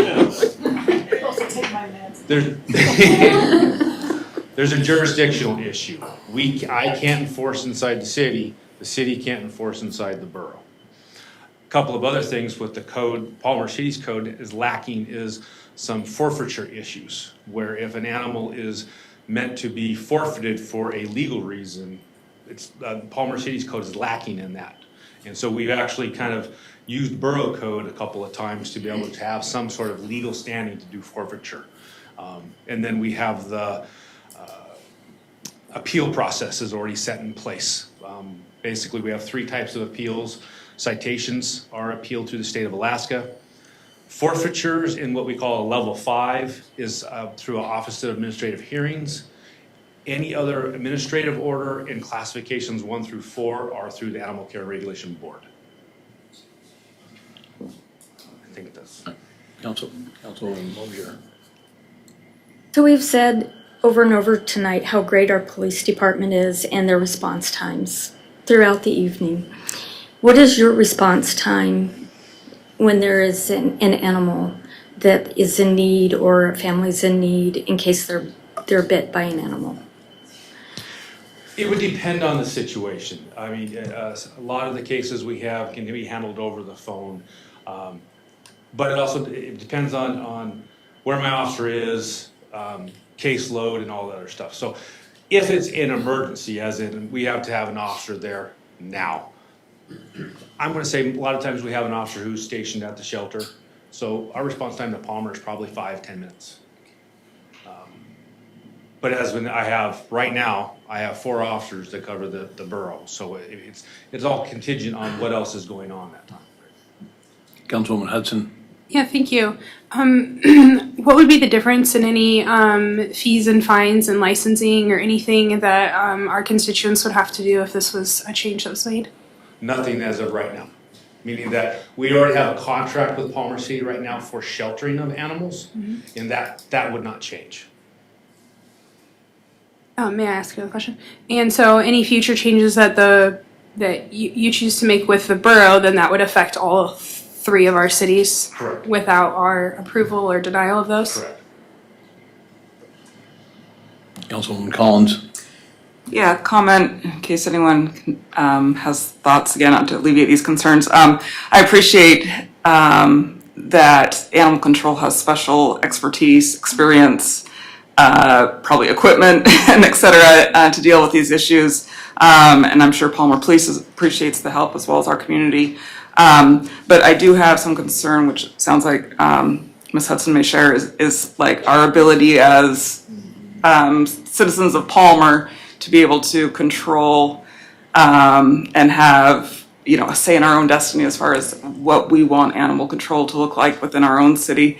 And while I recognize those, the jurisdictional issues with being in and outside Palmer city limits, I think, or a thought I have, like I said, anyone can put me right if I'm wrong, but I think a lot of these issues are going to resolve themselves within the animal control issue as well as other situations if we annex, that there just won't be so many situations where just across the street it's something different because the boundaries might be much wider. But I don't, like I said, if anyone has any thoughts on that or would like to put me right on any of that, I appreciate the thoughts. Yes, ma'am. Yes, thank you, Mr. Mayor. Yeah, I just wanted to comment to the council, not to you, sir. So don't.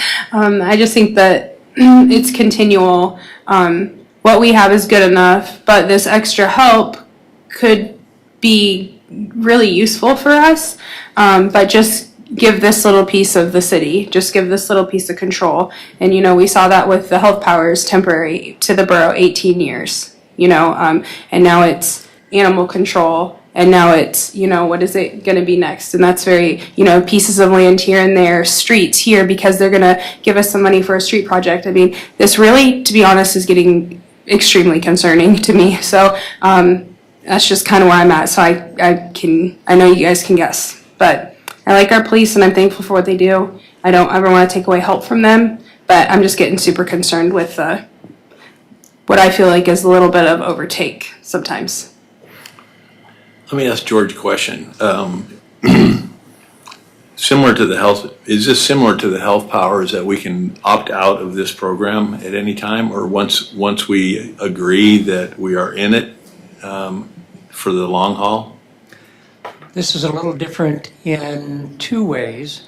One is, as a second-class borough, we have 6 different powers that, by ordinance, the Assembly can just vote in area-wide. In this case, though, we said no because we didn't do that in 1964 when we incorporated. Therefore, we don't have those right now. And so we said, okay, within the 3 cities, you all have the animal control powers. And so that's why we, the Assembly, said you must take those to the 3 cities and they must agree. So once you all 3 agree, then we would do it area-wide, and you couldn't undo it. If you undid it in one city, you would no longer be area-wide, and we would then lose that. It's either that way for all 3 cities or it's not. So it's kind of if Houston, for instance, or you say no, then we won't, as I understand it, we won't incorporate it. Although per state law, the law allows us to do that, but the Assembly said no, go to the cities and get a resolution from each city, and then we'll look at it for approving it area-wide. So a follow-on question, if we say no, do we still have a contract with the borough to do animal control like we do currently? You do. Yes, it would continue just like it is for 1 set year with 2 years extension. Thank you. And we're just in the process of renewing that now. Deputy Mayor. I think Councilmember Carrington had I'm her sorry, on ma'am. earlier than me. So do we have an idea from our police how often they get called on the animal? I mean, do we have a number at all? How often they? I don't currently have that number, but I can get that to you. But as Councilmember Graham pointed out, this is supported by the police department. Yeah. They actually brought this forward. Yeah. So. We had, if I may. Yeah. We had a total of right at 800 calls from the 3 cities in a year. Wow. Deputy Mayor. Thank you, Mr. Mayor. Thank you, George, for being here, and Matt.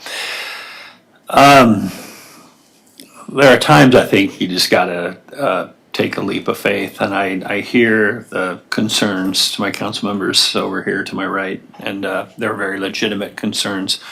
But this is something our police chief is asking for.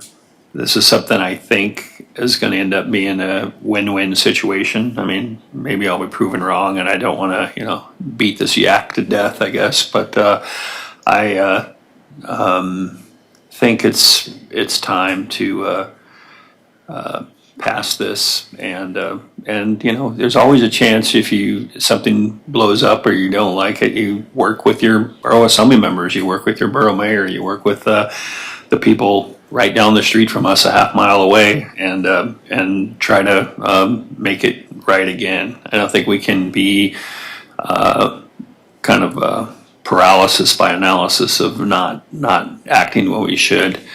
And I'm a little concerned, Matt, that you guys haven't had a zebra yet, that you only made it A to Y, but I don't want to be all Dr. Seuss on you, but I was surprised. Give it time. But I do think the time is now, and I can't think of a good Seuss rhyme for it, but I think the time is now to go ahead and pass this. Thank you. Councilwoman Carrington. So he talked about the land use thing. Right. So if there were things that right now aren't under our land use, that's something that we could add later if it was important to Palmer. Absolutely. And okay. If I may. Yes, Mayor, please. For instance, the city of Houston has a deal about cattle that they can't, and that's passed in their area, in their land use code. And so they said, will that be affected? Not at all. It will not be affected. They still would not be able to allow cattle within the city limits because that's in the land use code. All right, thank you. Any other? Yes, ma'am. Yes, ma'am. Thank you. I just want to clarify for my constituents on record that The reason I will not be supporting this is because I do not believe that the city of Palmer ever needs more government oversight and reliance on government oversight that at any time can make any financial or physical decisions regarding animals or animal control issues within the city boundaries. Thank you. Thank you. Any other comments, questions, concerns about this? Hearing none. Madam Clerk?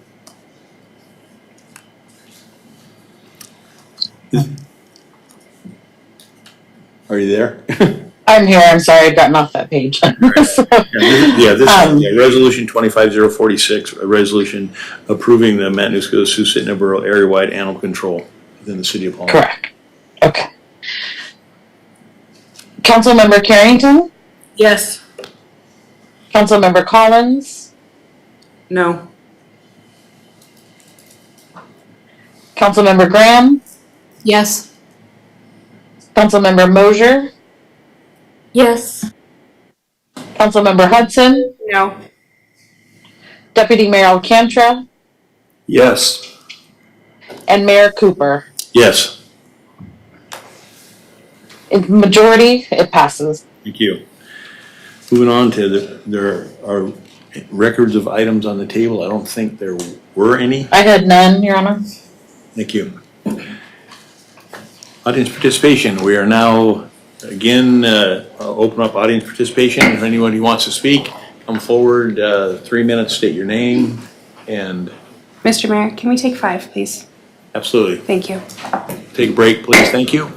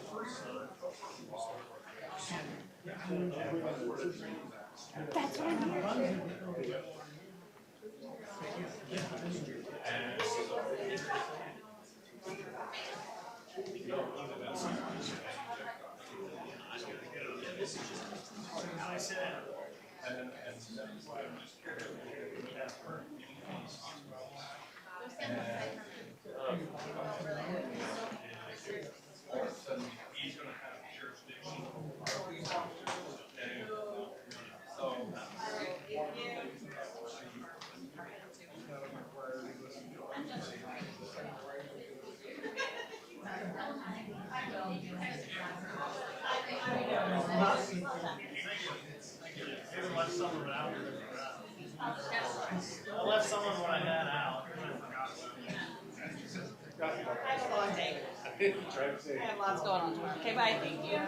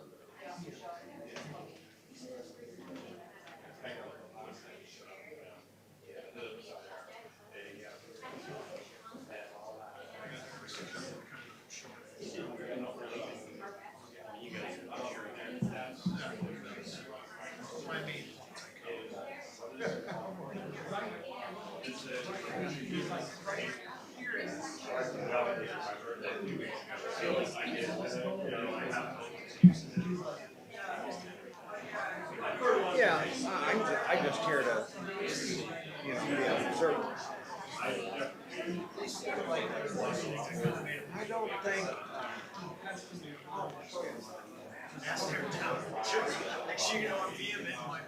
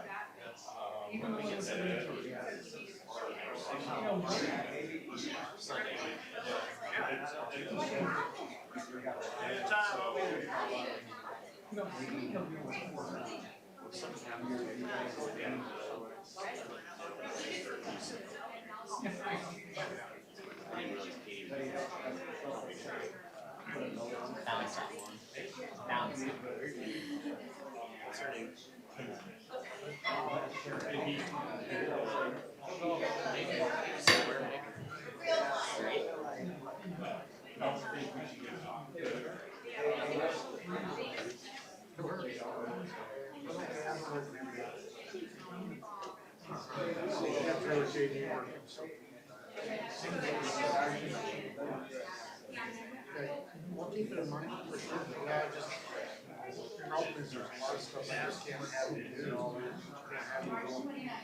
Oh yeah.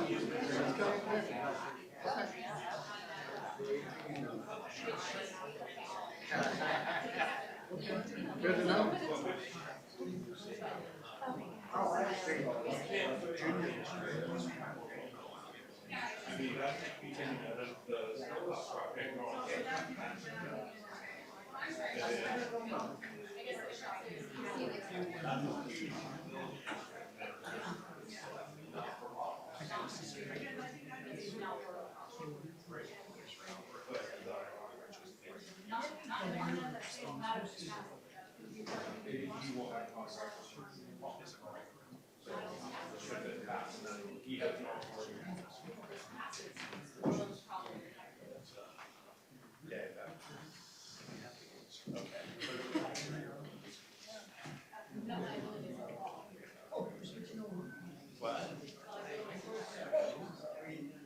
So you're saying we're just giving all our responsibilities to our borough?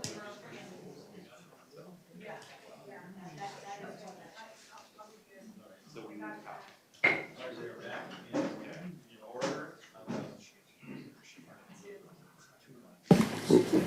We are back, and so we are now again at audience participation, 3 minutes per person. and give us your name, because we have the sign-up sheet here. And anybody who wants to come forward and chat a little bit for 3 minutes, please do so.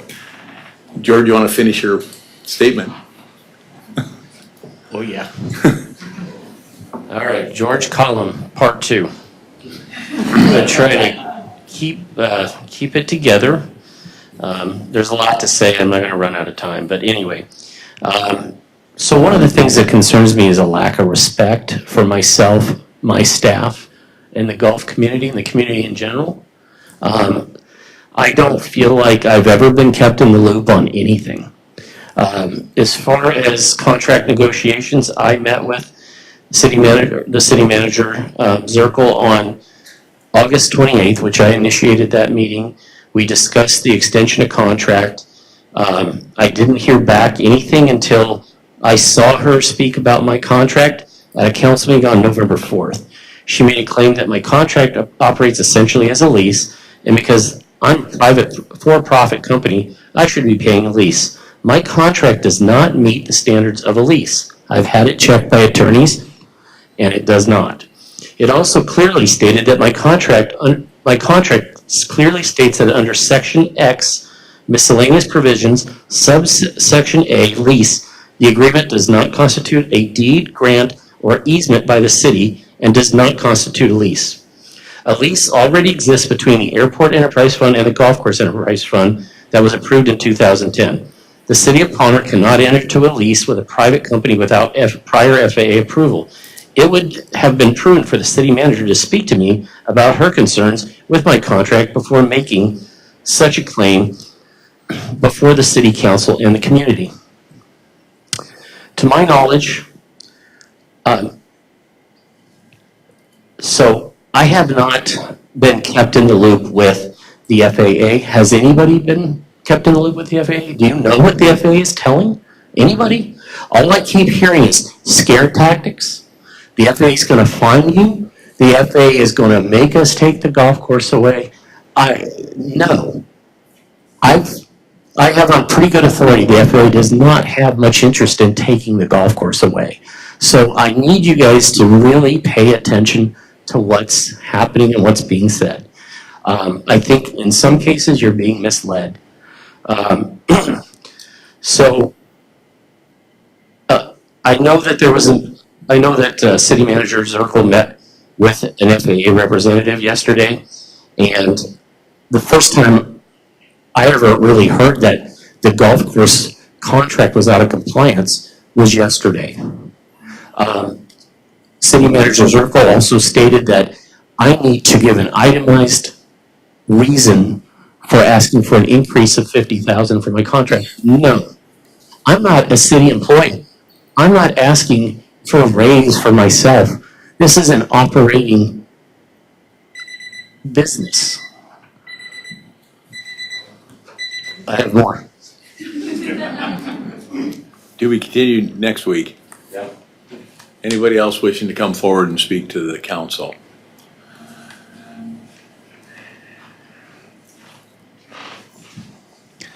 Okay, this has to do with the last issue. I've kind of said it to you guys. And you are? I'm Wes Arts, Palmer Bar. The gentleman in here from the animal care, he's wearing a vest. Last time he showed up, he had a sidearm. He wears a badge. What sort of law enforcement is he? Is he going to be allowed in Palmer to carry a gun and act like he's law enforcement? And he's going to be representing some sort of authority. What sort of interaction with the community when he has an armed conflict with someone and the police are not there? Okay. You just voted away and gave power away from our community, which is a huge thing. One of the things that I keep on saying is if Wasilla keeps on growing and we don't grow, we are going to be a neighborhood. Okay. Palmer is going to lose its say and the control over itself. And you just voted in for that just now. Please think about that. And please, if we have people that are working in some sort of governance in this community, unless they're as, it's a little quasi law enforcement, the way he refers to himself as chief and officers. My concern is, it seems very heavy-handed. Yes, there might be situations, but the Palmer Police should be involved with this, not outside law enforcement. Those are my concerns. There's no one to ask those questions. That you wear a badge, what's your training? You wear the vest, what's your training? Okay, thank you. Thanks, Liz.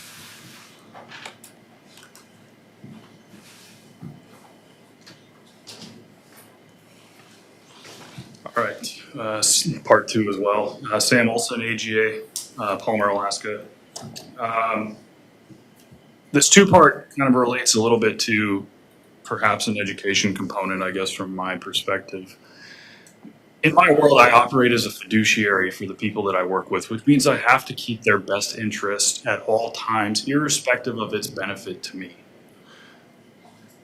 As a fiduciary, and you look at what two assets do, and one makes money, one doesn't, and I told somebody you could invest money into this, and there's a 48% chance I'm nervous about it, and a 57% chance that this could go down, I would be hard-pressed to make that decision as a fiduciary.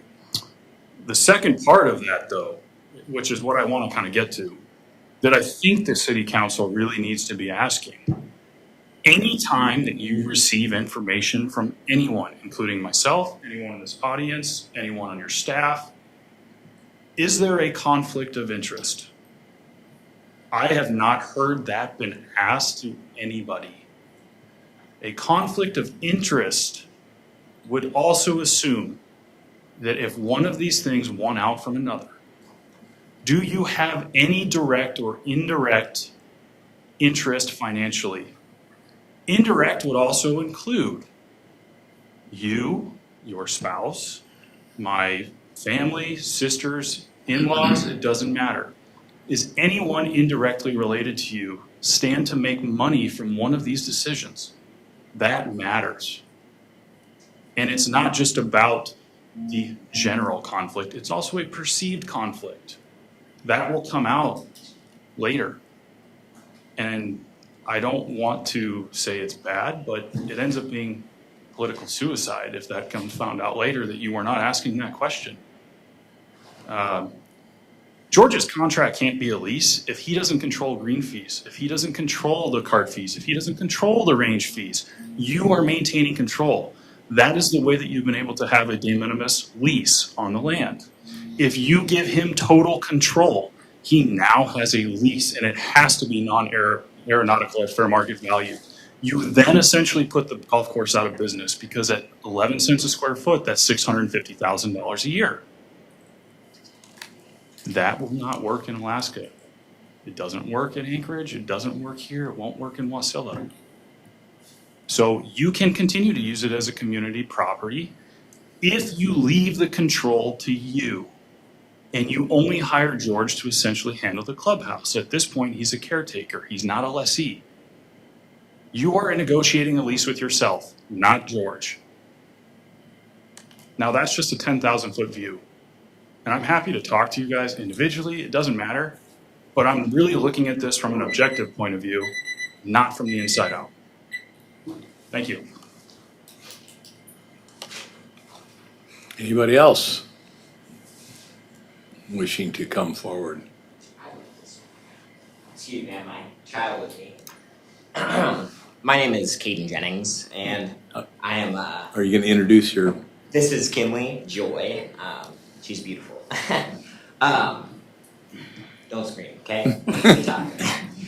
So I'm a business owner here in the Valley, in Palmer, Wasilla, Anchorage as well. I do business anywhere that pays me. And as a business owner, you would think that if you have an entity, kind of like he was saying, that's making money, and you have another entity that's not making money, you can either inject cash into the entity that's not making money, try to get it profitable, or you can inject cash into the entity that is making money and make it more profitable. I would think that as an airport, you wouldn't charge people $5 a day to park an airplane there.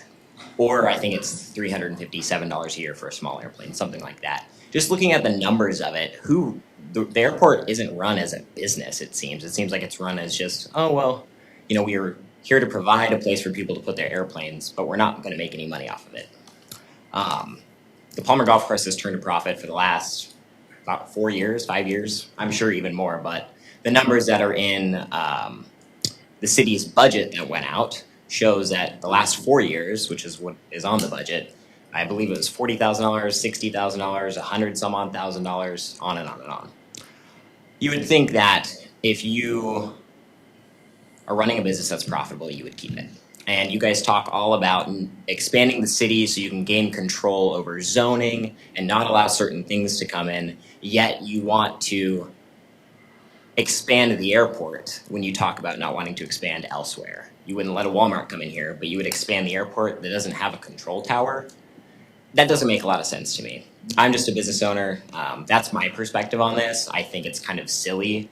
Wasilla is building a beautiful airport. They can grow. Palmer has always been a small town. When Walmart wanted to come in, everybody was like, oh no, we can't let this happen. So why would we expand an airport that has no means to an end here? People use the airport for fun here. It's not really a place of business. Obviously, we operate our forestry fire division out of there, which is important, but they've been operating there just fine. So that's just my opinion on the subject. You would think you'd want to run a profitable business and keep it operating instead of, you know, kicking it down the road and saying, see you never. Thank you. Thank you.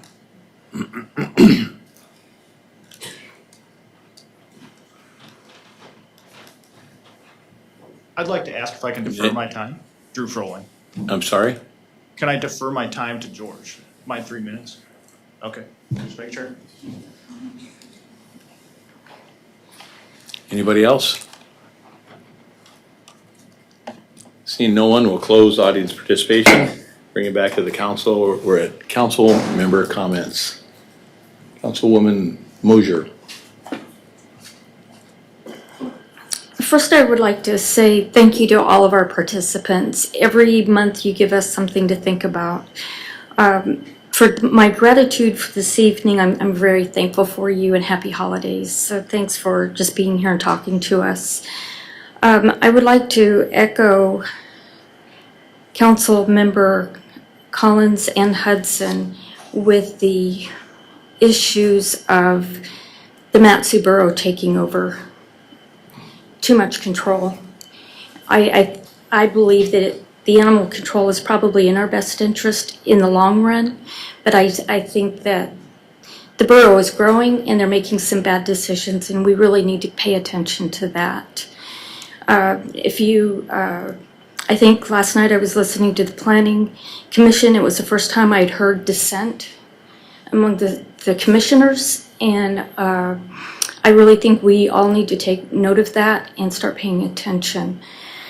The next thing I want to talk about is I'd like to move that the city manager, directing the city manager to work with the subject matter experts for the airport, planning and zoning, as well as the golf course. I would like to see that some of their priorities and move toward a great resolution with findings of fact and bring us some solutions. We as a council cannot sit up here and make these decisions without the facts before us. I would support that. Thank you. I can tell you that the manager and I are in fact working on data sheets and all that kind of stuff currently. You know, the FAA rules, other things that are going on that we want to bring forth to the council. So she's already in fact doing that information. I'd also like to add that I'd like to see if just look at all our alternatives. You know, can the airport or can the golf course be redesigned? What is the cost of the land? Should it be redesigned and whatnot away from the airport? The airport is important to the community. as we look at the state of Alaska statutes and where they're running with their economic development. And I believe that Palmer has a great opportunity ahead of us. And if we don't get control of it now, it's just going to be a freight train and we're going to lose our community. And thank you all for being here and happy holidays. Please. Thank you, and just for the record, I have brought forward different options, including the city buying the land. It would have to be established at fair market rate, accepted by the FAA. I've also brought forward returning it to a city department where it could be run that way. However, the council direction was to work with the FAA on the current lease and the operations agreement, which is the process that I have initiated at this point. So I have brought forward some of those things, and I'd be willing to share some of that material with you since I believe that was before your tenure. Councilwoman Hudson. Yes, thank you, Mr. Mayor. I just would like to echo some of what Councilwoman Mosher had brought up. I think that there's some, when we have a director and a city manager and a mayor that are going to radio interviews and different things like that and clearly stating different things on like live radio, that can be very concerning to the constituents. I went back and listened, and I also did feel like there was very conflicting things being said. I felt, and listening to that it was clear that the airport expansion would be happening. And then I felt that in the mayor's minutes, that his feeling was that the constituents were acting out of emotion. And those two responses both were concerning to me, because we also just sat up here and kind of said two different things with the mayor and last council comment saying nobody up here wants to get rid of the golf course. And now I don't think anybody up here does want to get rid of a Mayor, golf point course. of order. Yes, ma'am.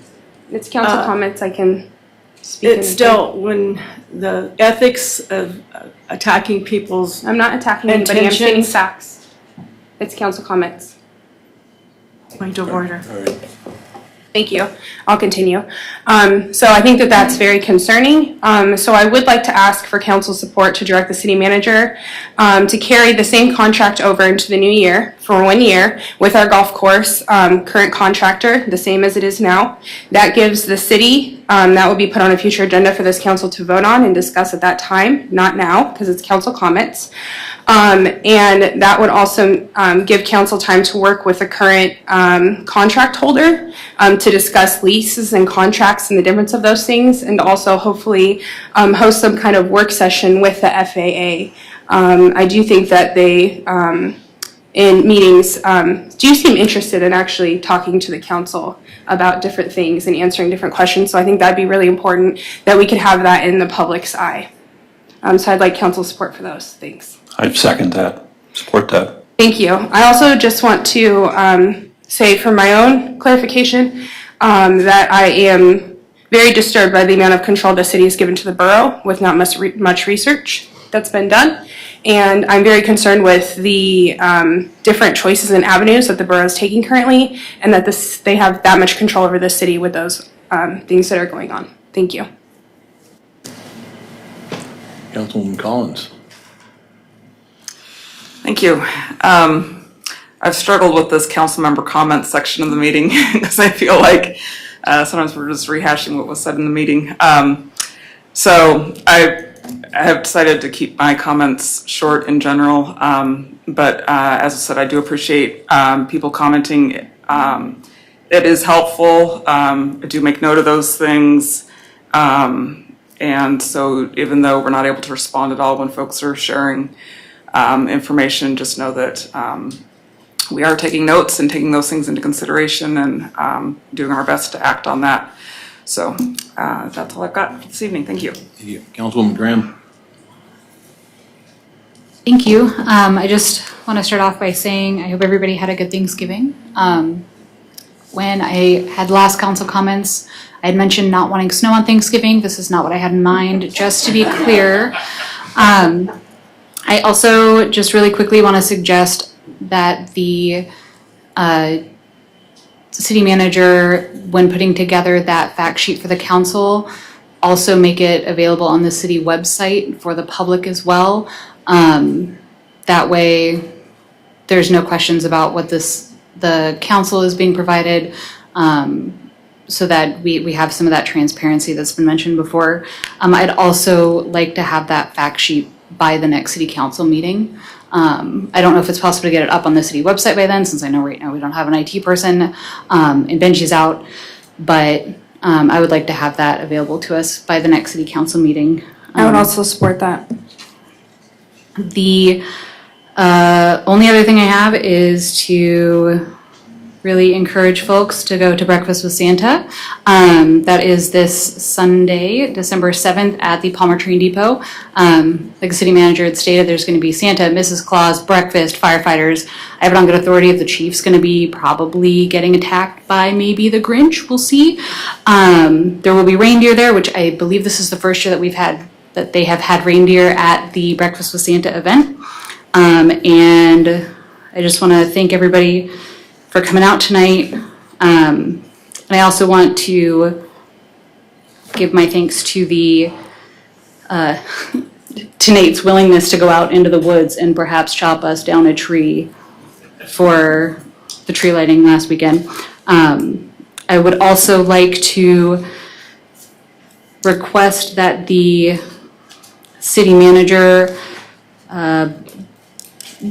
move forward on I think it would be a resolution to, since we've approved the borough's area-wide control of animal control services, to look at adjusting revoking the title in Palmer Municipal Code for that at the next meeting for the 16th. Madam Manager?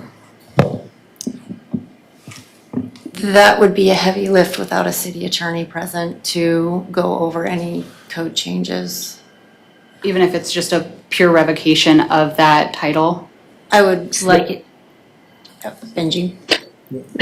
So, from my point of view, for one thing, the city of Houston hasn't voted on it. For another thing, the borough hasn't actually passed it yet. So at this point, it would be premature for us to continue with something like that. I certainly have it on my list of things to do once it actually goes through the other legislation avenues.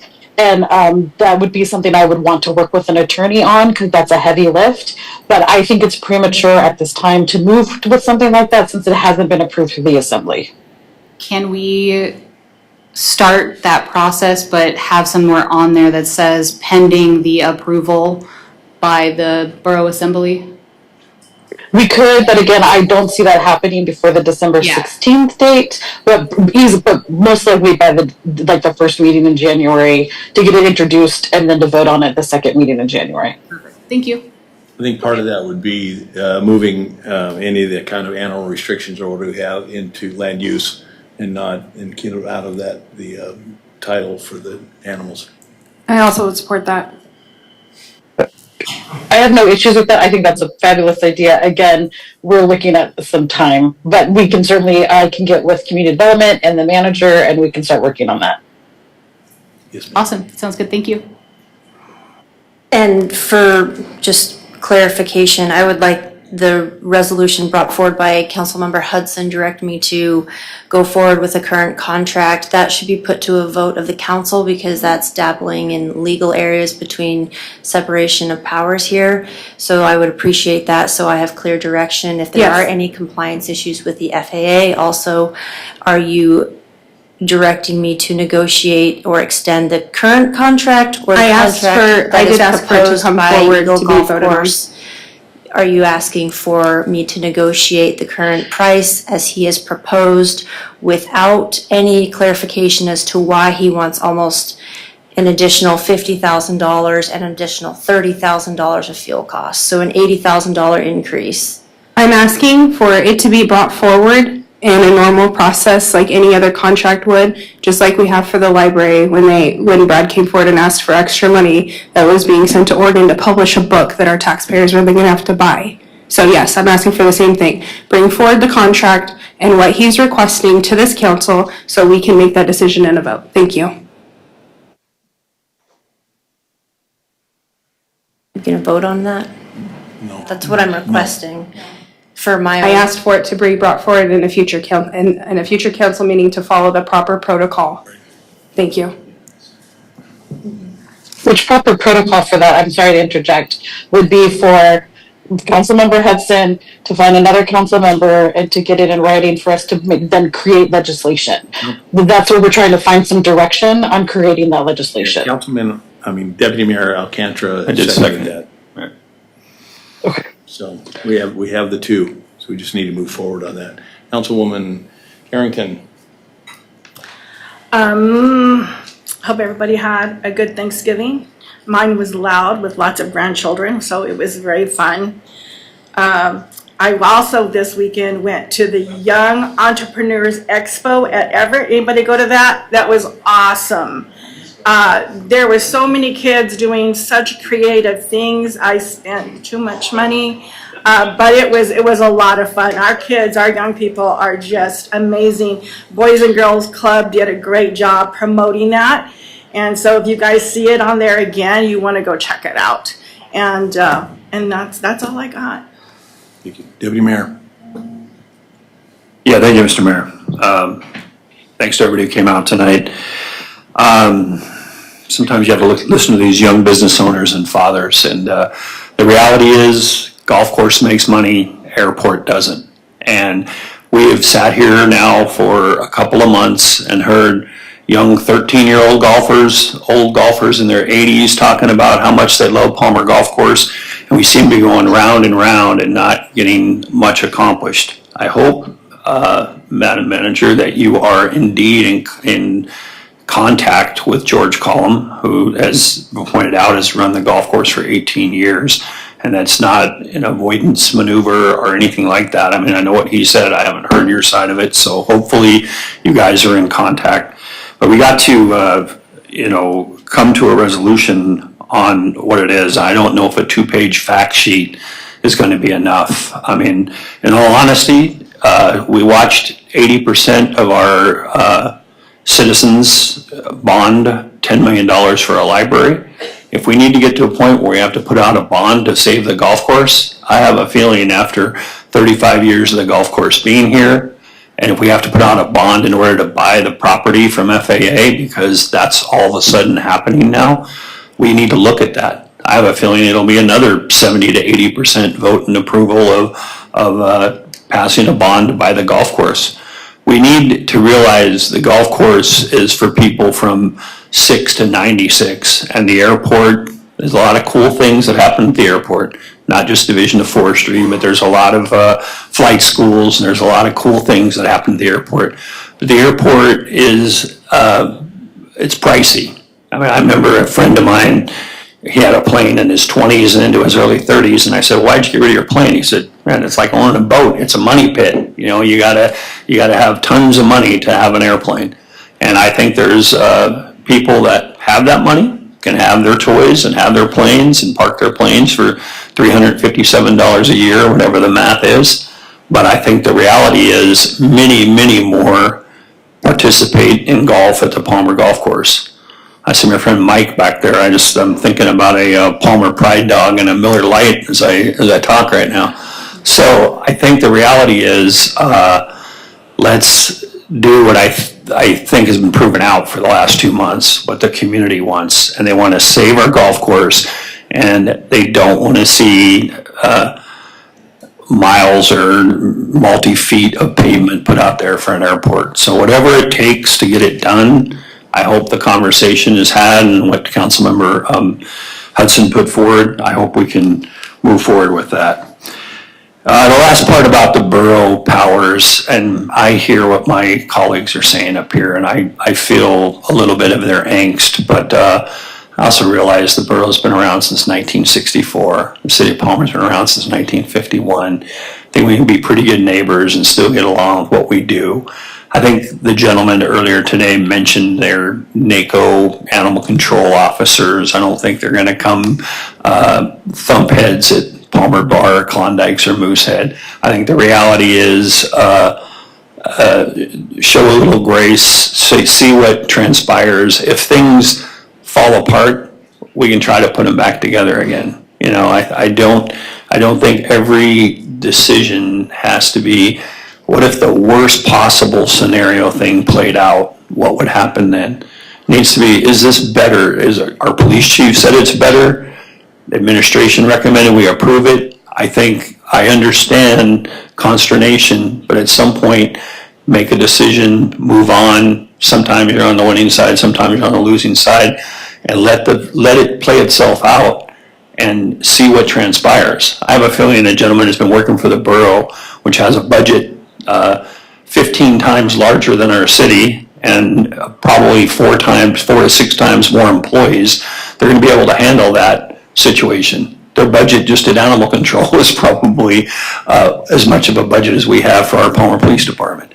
So, I mean, let's let the experts be the experts, and I've never heard of any issues with this. I don't know him personally, never heard of any issues in his 22 or 23 year tenure that he's worked for the borough. So I hope everybody had a great Thanksgiving and has a good next couple of weeks. I was mentioning to a fellow council member that I only had 5 people at my house for Thanksgiving. It was eerie. I mean, I'm used to Alcantara Thanksgivings of, 15 to 20 to 40 people. And so having 5 was a total curveball for me, but it was still enjoyable. Hope everybody else was as well. And I look forward to seeing people back here on the 16th. Thank you. Thank you. I know everybody's heard this before. Just a couple comments about the golf course.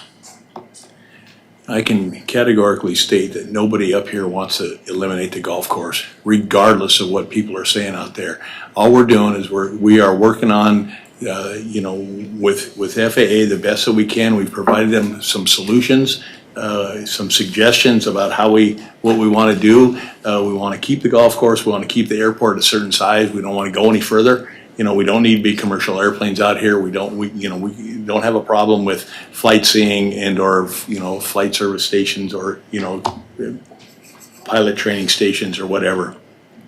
But we do have 13 acres plus.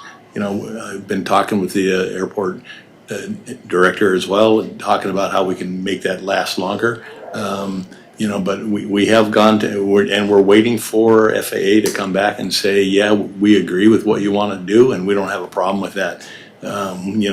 It's kind of like if you're renting a house, you don't have the authority to do anything to that house. You can't build a new garage. You can't go in and do whatever without the owner's permission.